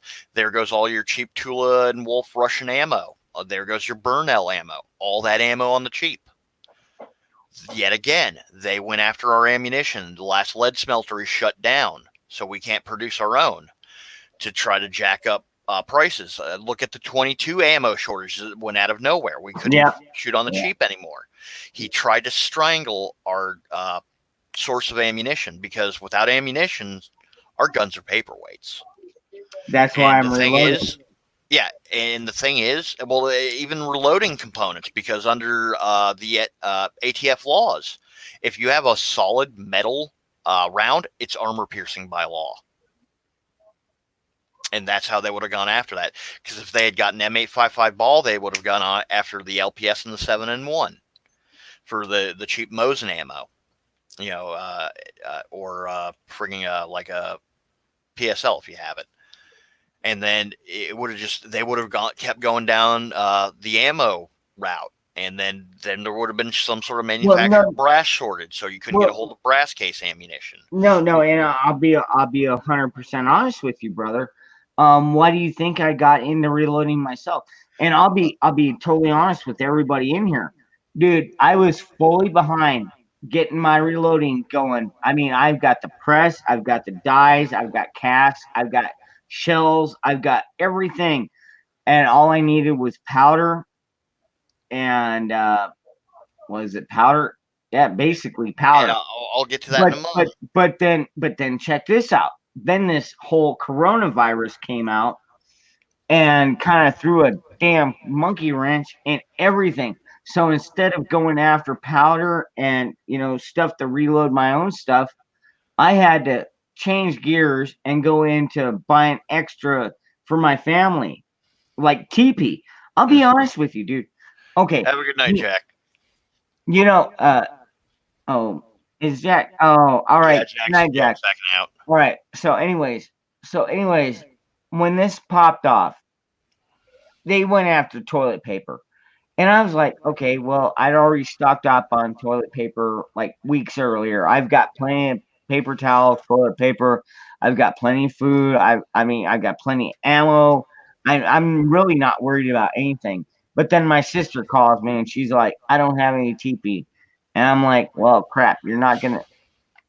I'm going to have to pull out some rolls and bring them to her. It's like I've got extra. I bought extra for my family. And that's the only way we're going to get through this, because they're trying to make it like a pandemic. Well, actually not trying to. They've already made it a worldwide pandemic. And I almost shit. When the president came out and said this is a national emergency. And I'm like, oh, fuck, here we go. Trying to get back on the topic of the ammo thing, because like I said, they would have gone after the LPS 7-in-1, and then there would have been a manufactured shortage of brass, so because brass is only so good for so long until you have to melt it back down and recase your ammo and get components. And the thing is, what happened right after the lead smeltery and cheap source of ammo went down? Fucking Boston Marathon bombing, where the guy used a pressure cooker and other homemade components, where they started watching what you were getting. Well, why do you need 7 pounds of this powder? Are you making a bomb? Oh, look, well, Patriot Act, we can, bug you and surveil you without, any sort of due cause or any sort of warrant. And, we just deem you to be a threat. So, into jail you go. And I do get that. And and to be honest with you, Creeper, I ship explosives for a living. I mean, I ship high explosives across the world. And so I am legally licensed by the ATF. Let me take that back. BAFTFE So they're gonna butt fuck you any way they can. Yeah. You got to make sure you dot your I's and cross your T's. But I'm already certified, and yet I've never had a criminal charge against me. I still have to wait for 3 days to buy a lower receiver. Get your carrying permit. That changes. Yeah, I know, but why would I pay for a permit when I'm in a permitless carry state? I should just be able to go in there and get what I want, what I need, and walk the fuck out.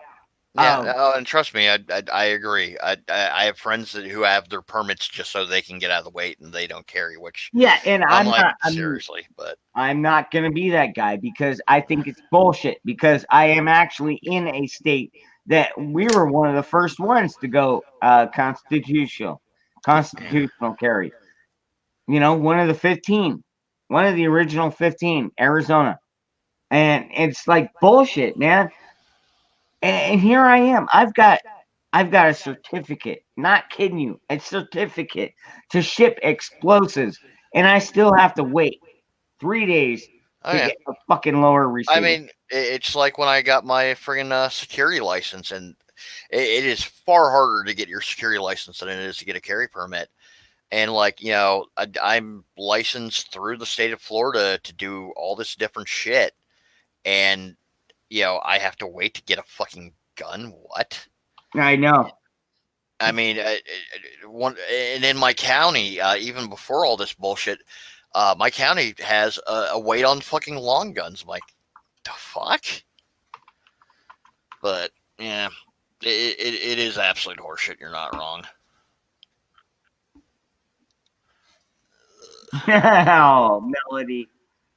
Oh, a woman alone tomorrow. I'm stressed. Hey, if you can make it to Arizona, you won't be alone.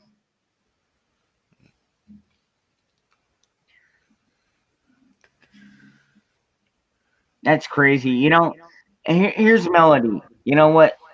Oh, she's a great woman. I've known her quite a long time.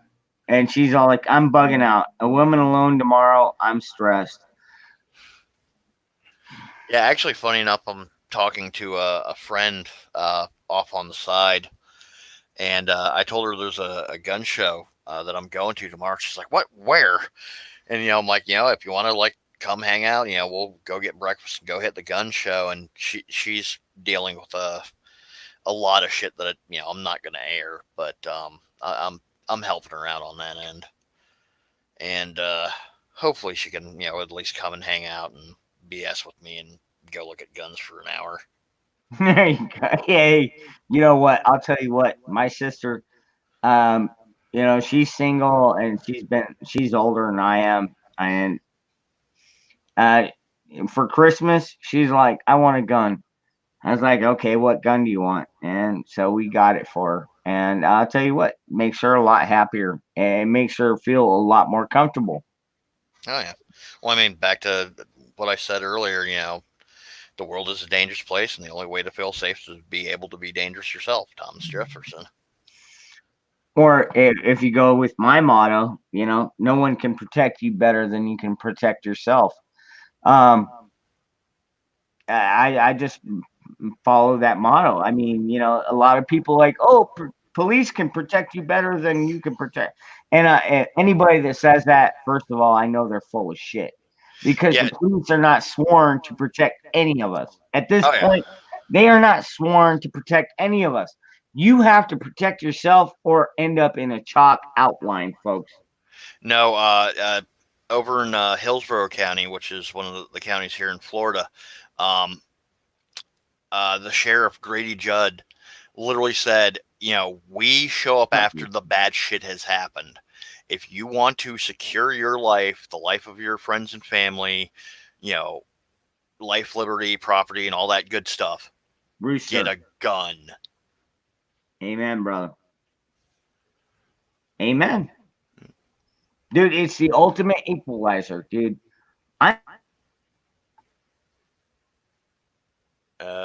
Freedom, I think he died.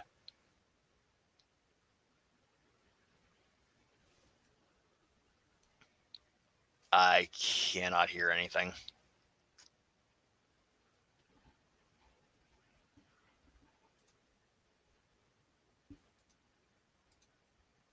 Okay. There. Okay, there you are. All right. No, yeah, but it's true. You know, the cops, they show up 5 minutes after it's all over. You know, Oh yeah, Rooster, who's just joined. I am I a know. licensed security officer in the state of Florida, so yeah, you are not wrong.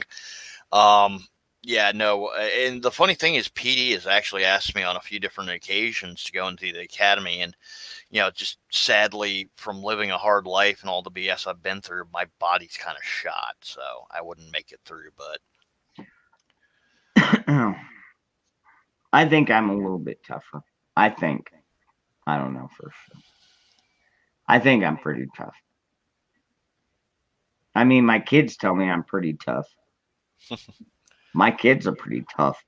Holy crap. I'll tell you what, my kids might be more dangerous than I am. I raised them right. I'll be honest with you. They might shoot you quicker than I would. yeah, no, and that's the thing with me is, I decided a long time ago that I'm not going to have kids. There are certain genetic problems within my family, and I will never, ever, ever put a kid through anything close to what I had to go through.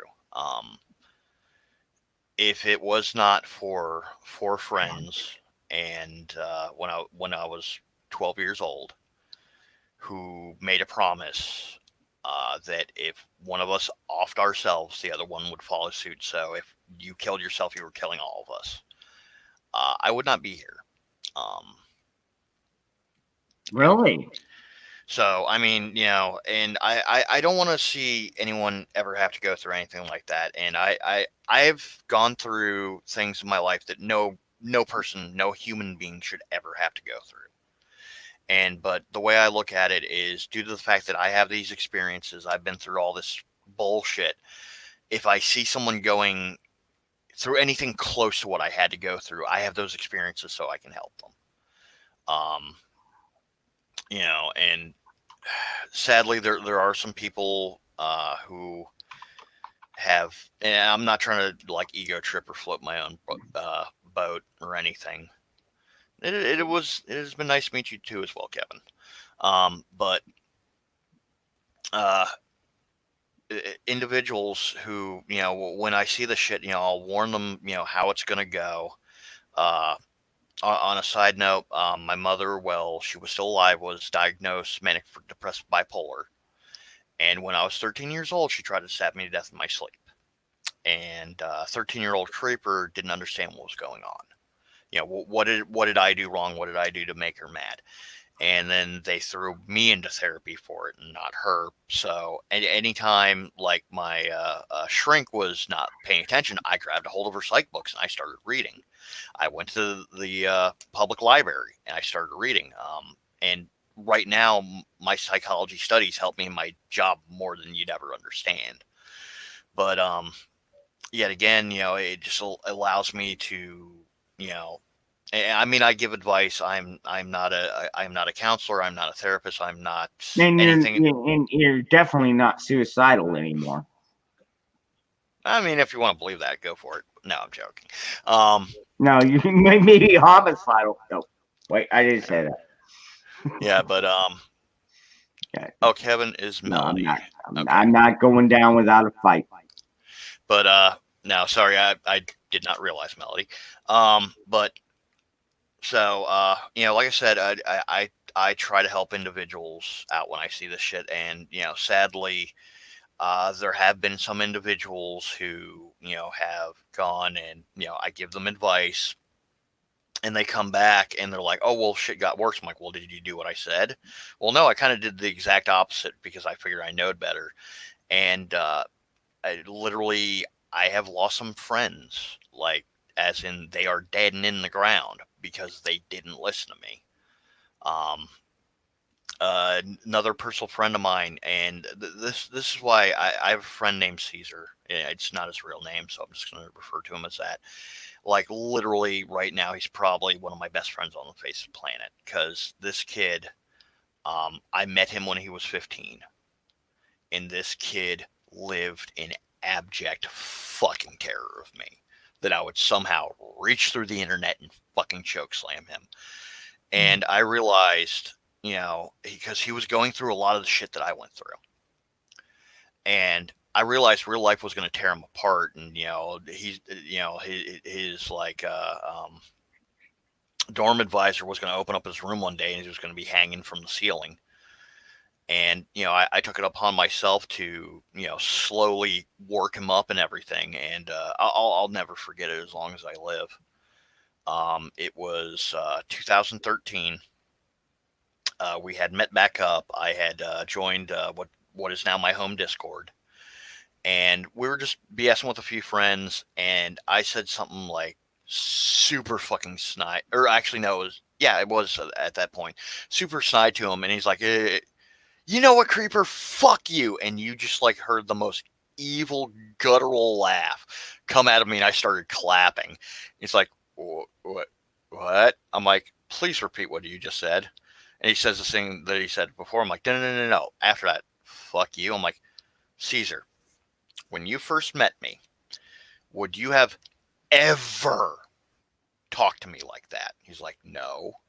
And why? Because I was afraid you would do something. And you just told me to go fuck myself. Yeah?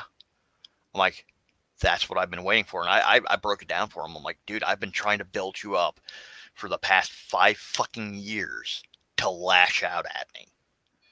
And, I stand up to be a man. Yeah. And, granted, he's gone through some issues, and he had some family issues, which I'm not going to go into detail on because, that's his life and his story. We've all got but I was proven right again. And, I told him, I said, listen, if you do this, this is what's going to happen. And when this happens, you need to tell this individual this and see how they respond. And they responded exactly how I did. That night, there was an incident where if Caesar was there, he would be dead. And I mean, that's why I have such respect for the guy that I do. Let me take a look at chat here.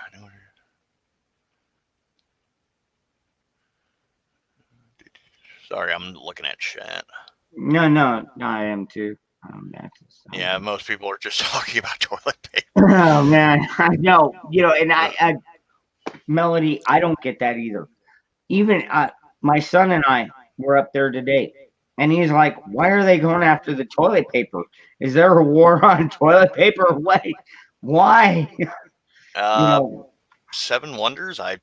I don't recognize your name. If you know me somehow. Oh, Seven Wonders? No, he's a long time. He's a gun friend of mine. But yeah, no. This is actually my first time on. Seven Stream. Wonders. Creeper. He's a local on some of my other channels.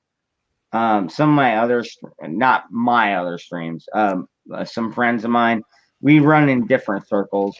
We're still patriots. We believe in freedom and our Second Amendment. It's only the first time you've seen him because normally he doesn't come out about this. Normally he's over at Fright Supremacy, who is, a very good friend of mine. But we've known each other a long time. Very good people. It's the first time you get to meet him. And you know what, Creeper? Keep making your videos, dude. You're gonna get more and more subscribers out of this. Yeah, I hope so. I've never been like a numbers guy. I mean, I understood going into this, I was making content for Ghastly to play, and because when I watched the show and streams and everything, I watched an individual doing what he loved and literally made it into his job, and I want to see him succeed. That is literally how I get the best enjoyment out of life. I'll tell you what, I've been following Ghastly and Johnny for a long time. They're good, really good friends of mine. I support them both all the time. It's just, man, it's just everything's getting so damn crazy. Yeah, but like I said, I get the most enjoyment out of seeing people succeed. It is what I do. Like I said, with Caesar, the steps that he's taken, and everything. I enjoy seeing him succeed. Like literally, I hate to put it this way, but he's literally the son I never had.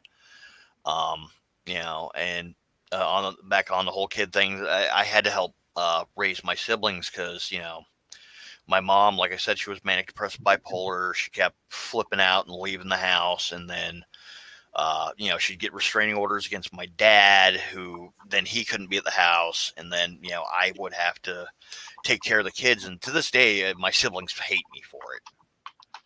And, but, when it comes to individuals like that, it just, or anyone, at all, if I can help them succeed, that is literally what I live for. To go in a bit of my background, like I said, I got thrown into therapy after my mom tried to stab me to death in my sleep when I was 13. Man. And I grew up in the 80s and 90s where, the psychiatrists were in bed with Big Farm. And it was a pill for everything and everything for a pill. My first psychologist, Dr. Mayer, I hadn't even sat down in the seat and he was already writing down a prescription for Ritalin. And I had to live with 13 years of my life, every emotion, every thought, every response I had being subdued and tailored by whatever concoction of drugs they wanted to put me on. And when I turned 18 and the Medicaid went away, I slept for 2 days to get the shit out of my system. 2 days straight. Didn't even wake up. And when I woke up, I had more energy. I thought more clearly, had a better attitude for everything. But most of all, I had this unyielding rage. Just words cannot describe. If I could, let me see. Yeah, Melody, just yeah, I'll just type something in the chat again. If you just click on my name, it'll take you to my channel. Hi, go to my channel. Click on my name, please. Comment above.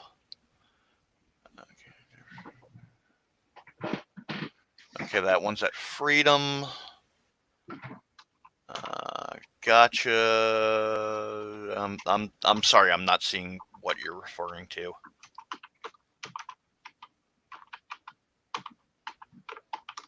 I'll just wait for the response. I'll just finish my story. But like I said, I had this unyielding rage, and I was afraid the smallest things were going to set me off because after a certain incident, I realized how strong I was. And I realized that I could easily hurt friends and family, and I didn't want to do that. So I got it in my head that I was going to enlist. I was part of the Boy Scouts of America, and I had one of, air quotes, those troops, where every scoutmaster of mine, save the last one who was a piece of shit, was military. And they were all the solemn mind that in the year 2000, the missiles were going to fire themselves, all the computers were going to shut down, the Soviets were going to come back. No, and, man. And, but these boys were going to be able to survive and yada, yada. Yeah, it sounds like the original, what the fuck movie was that? Red Dawn. Yeah, the Red Dawn. Yeah. Wolverines. But yeah, so Wolverines. Yeah, my scoutmasters saw something in me, and they oh, okay, I Bleed American, like my channel, thank you.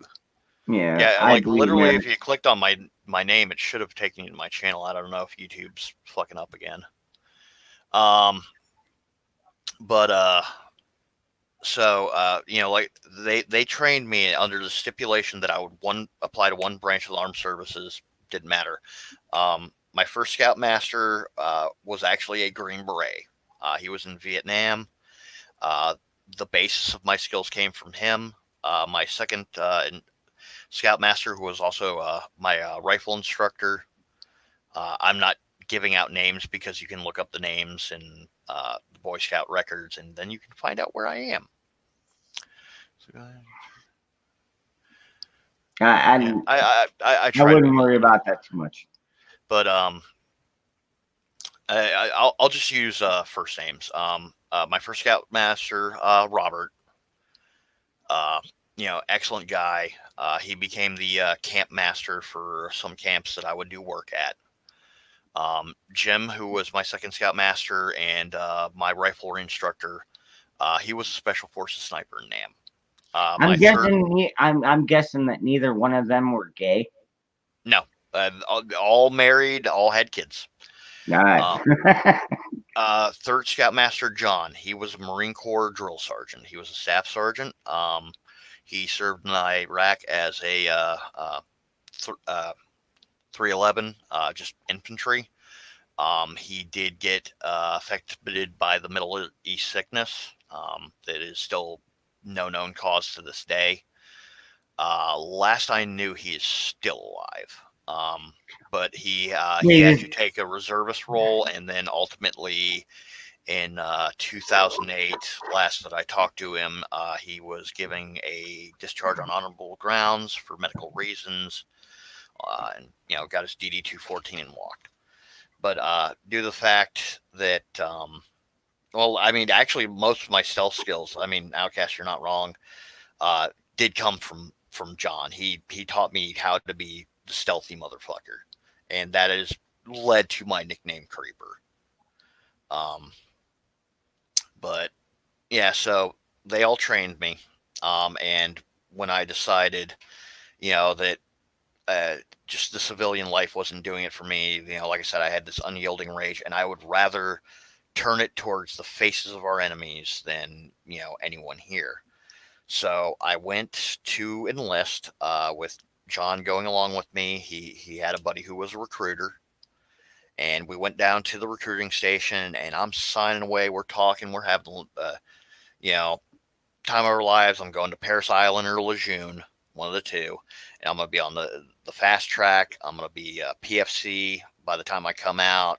Give it 2 years, I'm going to make Lance Corporal, yada, yada, yada. So, and as they're doing the background check on me, he goes, well, there's a flag on your file. I need your endorsement to view it. I'm like, I don't give a shit. I don't got anything to hide. Well, apparently one of my therapists marked me down as Section 8 that I had PTSD from my home life. I'm like, that's a fucking lie. So, hold on, another one sign. No worries. Comment above. Okay, doke. Yeah, thank you for that. So. Wait, Rooster, if I play that link, is it going to get me copyrighted? I'm down to play a link. I don't need no strikes from okay, YouTube. Well, here's the legality of shit when it comes to YouTube. If it's copyrighted material, every 10 seconds you have to stop to make commentary. Okay. And the problem is still depending on who it's from and whatever, and due to the fact that YouTube is normally automated strikes. If someone levels a claim at you, like, well, I've known Rooster for quite a while. I'm gonna go ahead. I'm just saying what the legality of it is. Okay, we're gonna check this out. All right. Let's see here. I'm gonna click on it. We'll watch this and then I'll finish my story. Let's see here. I got. Their Bass Pro Shop in Vegas sold out of ammo. Holy freak! You can't see this, can you? All right. Hold on. This is American Lights. All right. I got. Hold on. I got to screen share this. All right. All right. Time to use my brain again here. All right. Well, you figure that out. No, it's right here. I got it coming up. Boom. Okay. Can y'all see it? All right. Nope. Not seeing anything quite yet. Oh, you're not seeing it yet? Well, well, you got to remember I'm talking to you on the program and Oh, okay. All the right. things behind. Yeah, now we see it now. Okay. Wow. Freaking shelves are empty. Damn See near some, empty. Holy yeah. crap. They got some Tula. I see some Remington. That's some UMC, Aguila. Plenty of guns on the rack. You know, God, this just reminds me of the same thing. You know, it's like everybody's like, oh, we need, shit's about to hit the fan. So we're going to go after the toilet paper. They're going after the ammo, but they don't even have the guns. It's like, go after the guns first. All right, so Redneck Prepper, the name Creeper was given to me. It was given to me by two Marines under the fact that I was able to easily sneak up on them. And I am 40 years old.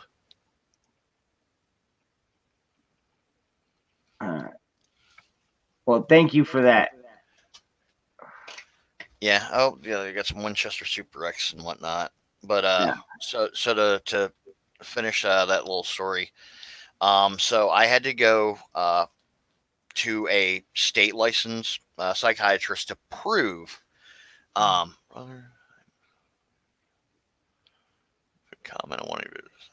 I am not a sir. I work for a living. You know, my rank may be lieutenant in security, but at my heart, like I said early in the stream, that I work for a private security outfit. I obtained the rank of gunnery sergeant because we use Marine Corps ranks, and that is all I will ever view myself as. I am a boots on the ground guy that get stuff done. Here comes the rooster. Not for accolades. So. Melody. Oh, that's too funny. Yeah, here comes the rooster. No, he ain't gonna die. Oh, man, we all love Alice in Chains. Fuck yeah. God bless But so, I had to go to a state licensed psychiatrist to prove that I did not have PTSD. And I went back, got the certification, went back to the recruiter. Well, the recruiter I had been talking to was on a different assignment. He was not in the office that day. So this other guy decided that he was going to pick up his paperwork. And he took one look at me. He's like, "You're a fat body. I'm not letting you enlist." I'm like, "What?" But, you know, all I had to do, he goes, "No, you're a fat body. I'm not letting you enlist." Now, mind you, at this point, I was 198 pounds of brick muscle.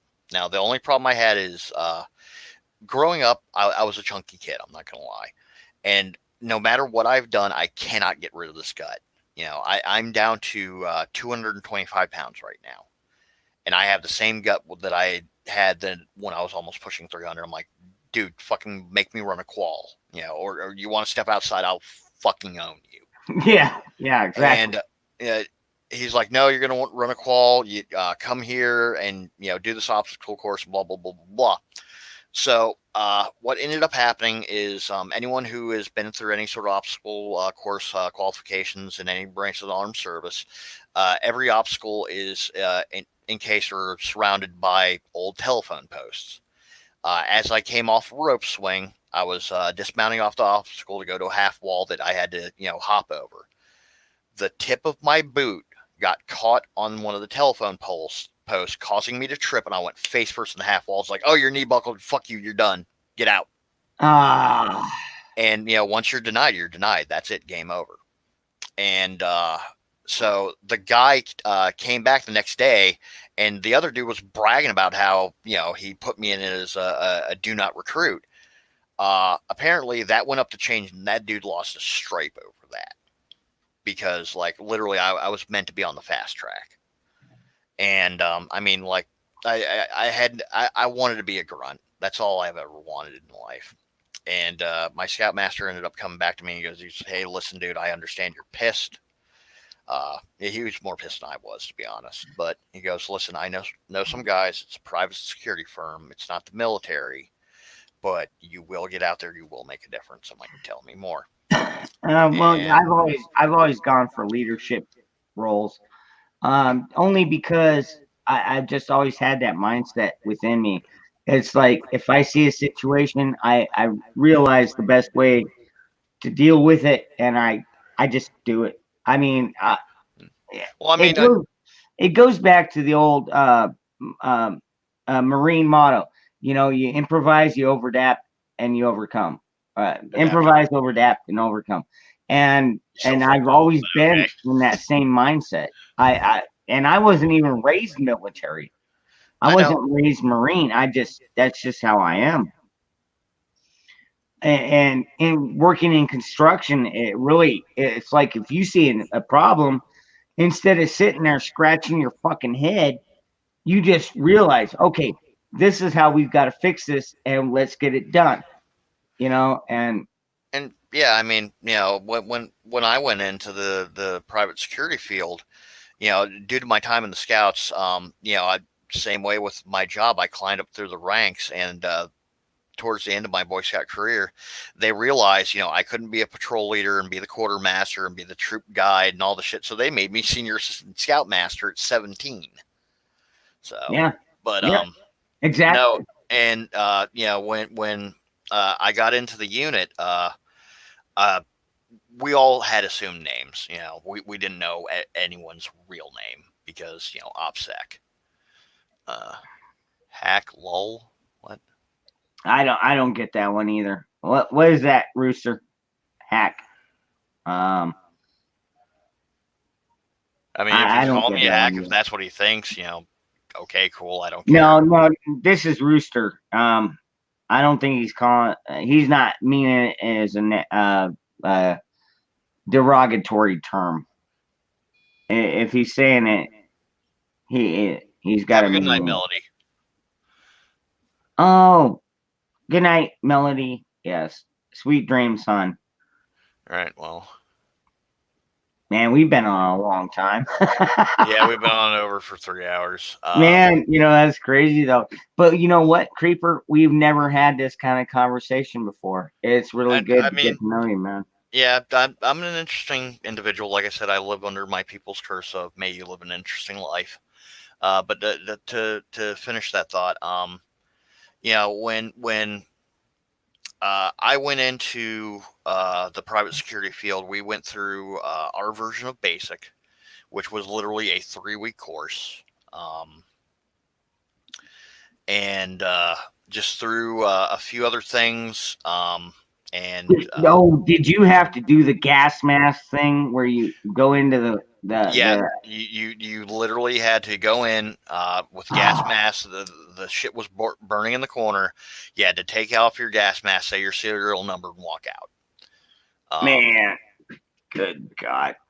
Yeah, but no. And there was one particular day, and I don't even remember why I was there. I was in the command structure, and we had a sergeant major, and she was a Marine, fucking 4'9", brick shit house, muscle. Her default emotion was rage. Oh, shit. And I'm a private. I'm nothing, and I see her come stomping down the hall. So as anyone that is a higher rank of you, step off to the side, salute, and the moment they pass, you drop the salute and you go about your business. And I didn't even open my mouth. She grabbed me by the back of my head and slammed me face first in the wall. Were you about to call me ma'am? No, Sergeant Major, no. Get up. And she dressed me down, and no, Sergeant Major, no was like the only thing leaving my mouth because that's all my brain could process. She's like, good job, Private. You're PFC. Get the fuck out of my building. I'm like, okay. And that started my way up. I made Lance Corporal as I left basic. My first post, I was promoted to sergeant. At the end of my first post, I was promoted to staff sergeant because the way it worked in our outfit, like literally, you hired us because you couldn't afford better. If you didn't want LARPer tier dumbasses, You know, you wanted people who actually knew what they were doing, but you know, you couldn't afford, oh god, Bravo something, I forget their name now. You couldn't afford Blackwater or whatever the fuck they were calling themselves that week. You literally hired us. I mean, because we would give the lowest bid just to get jobs. Well, not And to mention we did the best fucking job. I mean, it's like me. It's like I'm not the lowest paid employee, but I do the most work out of, well, not everybody in the company, but compared to what I'm dealing with, yeah, I am one of the hardest workers by far. I mean, you never see me sitting on my fucking ass. You just don't. I mean, I'm always up and moving. Oh yeah, I'm first called, first expected to be there when shit goes wrong at my job. But to just finish out that thought line from All before, right, go ahead. the way it worked in my outfit is you had to be recommended for promotion. Now, the thing that nobody told me going into this, because like, you know, the guys in my unit, they every time I got promoted, they were laughing. I'm like, why the fuck are you laughing? It's like, because if there's any open gap in the ranks below you, you have to do those duties. And no one would let themselves be promoted because you had the right to turn down any promotion. So, like, literally, there was my unit leader, who was a lieutenant, who we'll just call Jack. No, it is not JTR. I I know, I until know. way later. It's not even his I real mean, name. you know, my call sign was Jack 12 because I was the 12th guy in the unit. And you know, we just called ourselves the Jack unit because our leader's name was Jack. Hello, Kitty. I know, right? But yeah, even That's my the cat's cousin. getting into creeper story time. But so my second post, which that was the only way I can put it was hell. That's when I made gunnery sergeant, and that's where most of my live fire experience came from. But 2003, I was ambushed, and some people broke protocol because 9 times out of 10, when we left the U.S., we were places that we technically weren't supposed to be. But as private security, we're not military contractors. We do not work for Uncle Sam. You can be hired by an individual up to, you know, nations that can't be seen doing unsavory shit. So they told you, if you're about to be captured, do yourself a favor, stick your sidearm in your mouth and pull the trigger, because no one's coming for you. We were ultimate plausible deniability. We rocked AKs just like everyone else because we had to have that deniability. So if they show up at UN, you have clandestine operators in our sovereign soil killing our people. What evidence do you have? Well, we have all these dead people. Well, what type of rounds were used? Well, 7.62 by 39. Well, that sounds like an internal conflict to us. Bye. So, obviously, I'm still here. So, some people broke protocol, and freedom died. Hello?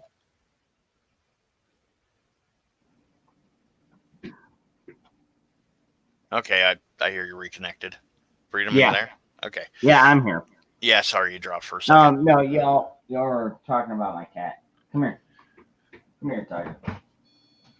But yeah. This is my loudmouth cat. He is my most vocal. He's the one that comes out and goes, meow, meow, feed me. But yeah, so like I said, some people broke protocol because I'm still here. I got shipped back to the United States. I was obviously shaken. And they begged me not to quit, you know, take 6 months off, don't quit on us. And I made the biggest mistake of my life, hanging it back up, or hanging it up, because once you're off the reservation, you're done. But after that, I got into restaurants, and I did that for 11 years. Then I was legally fired from my job, and then I got my security license back, and now I do licensed security for a living, along with the gun shop Saturdays. That is pretty cool, man, because you make some really awesome videos. If y'all haven't checked out Creeper, y'all should. He comes across some rare guns. The latest video that went up, we have a 1896 Vetterli. All right, Redneck, have a good night. Yep. Oh, wow, big storm. All right, Rednecks, you stay safe. Yeah, that's my catch line. You guys stay safe out there. Yeah, mine is a little different. Not very different. I just, I went with that motto, no one can protect you better than you can protect yourself. And I'll hold fast to that one because nobody can. A lot of people like, oh, well, the military is better trained or the police are better trained. And it's like, well, now, if you think about it, I mean, I am probably a better shot than most of the police. Yeah, I have people or friends who are in PD that do not go to the range with me anymore because of shit like that. Also, Redneck, Outcast, Seven Wonders, thank you for subscribing. Huge storm coming into California, just starting. Ooh. All right, Rooster. Well, you know what? I only live right next door. If you can make it to Arizona, dude, I've got an extra room. But, yeah. I know. So, I'm just open arms like that. It's like, yeah, come on in. Dude, you know what? If you're conservative, you live in California and you want to come to Arizona, you're more than welcome. We're just tired of those freaking liberals coming to Arizona and coming here because they think, oh, everything is cheaper, which it is because, Arizona doesn't tax the freaking living hell out of you. But yeah, you're more than welcome here. We want more gun people here. We're still number one in guns and ammo as far as the most gun loving state, and I'm damn determined to keep that.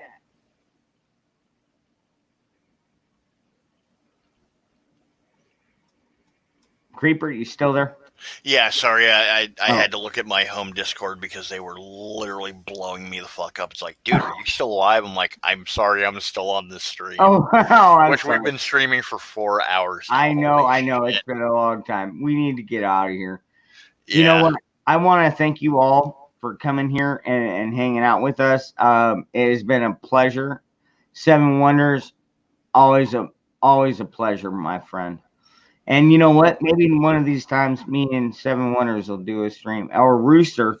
I always see you in the chat, but I've never seen you live or even come on to one of it. You missed it all. You didn't miss it all, but yeah,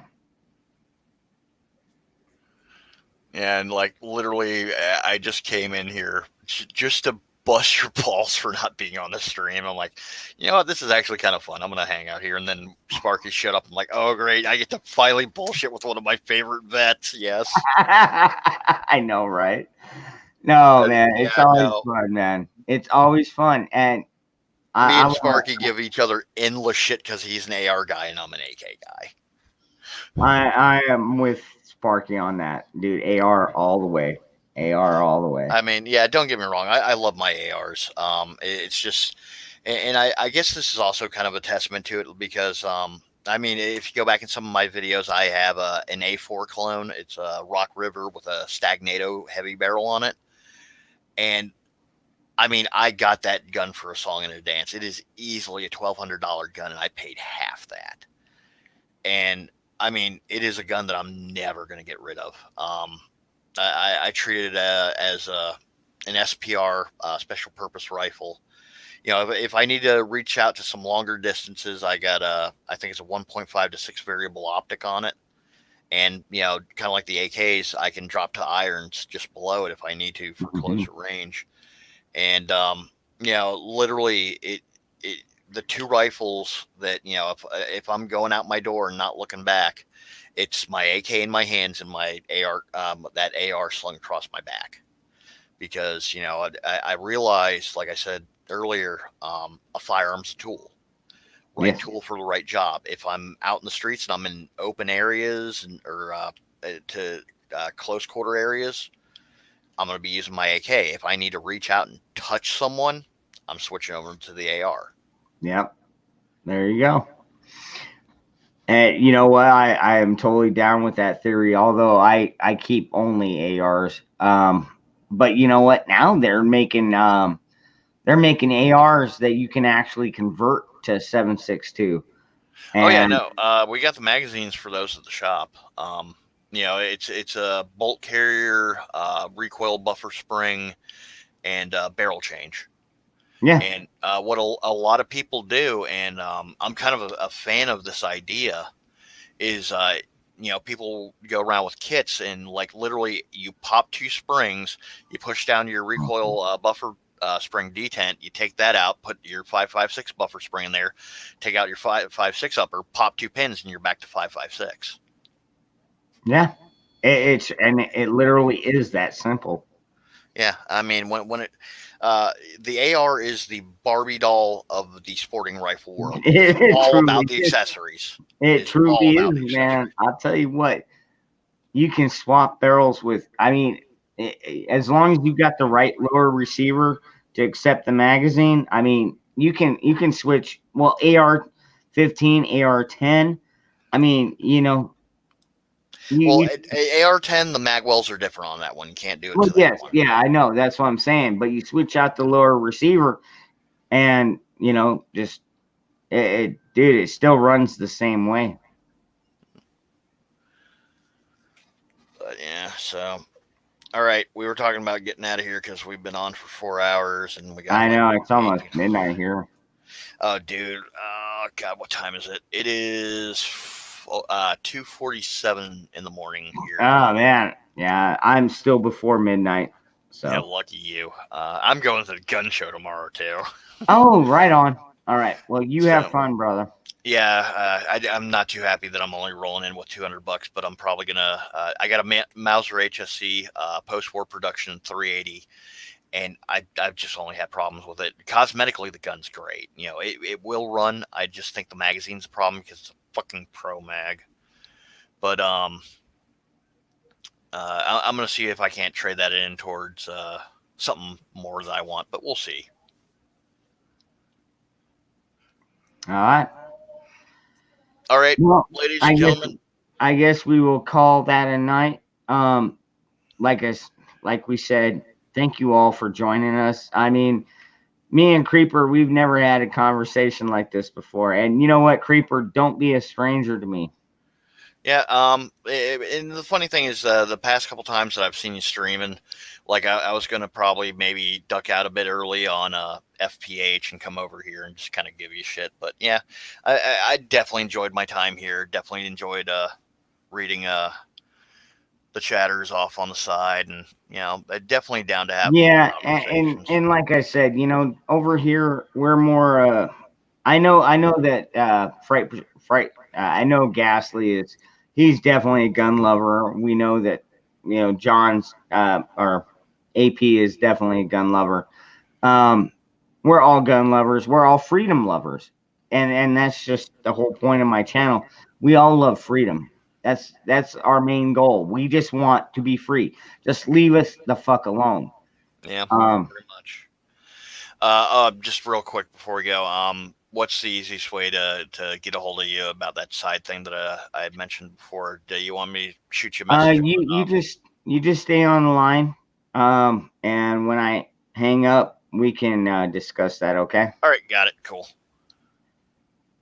All right, Rooster, all right. Seven Wonders, New York Outcast. I thank you all for being here. You've all been great. I can't believe you all hung out for 4 hours of me and another guy just talking about guns and freedom, and well, that's all good. Yeah. Somehow my old ass is somehow entertaining, I guess. Yeah, well, you know what, Creeper? They've never met you before, and so now they have. So, and don't be, yeah, don't go ahead and subscribe him, dude. He's really got access to some wild exotic guns. I mean, he shoots guns that I've never seen before. So, Yeah. um, I mean, I think like one of my rarest guns right now is actually just one of my K11s. Sadly, it's in the original stock, but somebody bubbled it, but they bubbled it well.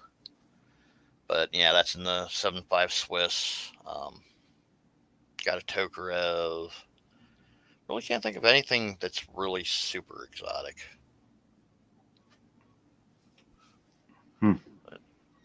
all right, take care, y'all. Thank you all for hanging out, and we are gonna call this a night. And I will see you next time. Next weekend, I'll be here. And I don't know who I'm going to have next weekend. It'll probably be me and Roger once again. But you never know who might pop in. Yeah, Take I'll care, see if I y'all. can't make it by. Yeah, definitely, man. You're more than I'll invite you. Definitely. Yeah, I'll see if I can't find a working webcam so you can see the horrible mess that is me if you haven't looked at my channel yet. I'll just have to remember to wear a shirt because, sadly, I am poor. Yeah, I'm a poor guy. I live in a trailer in Florida.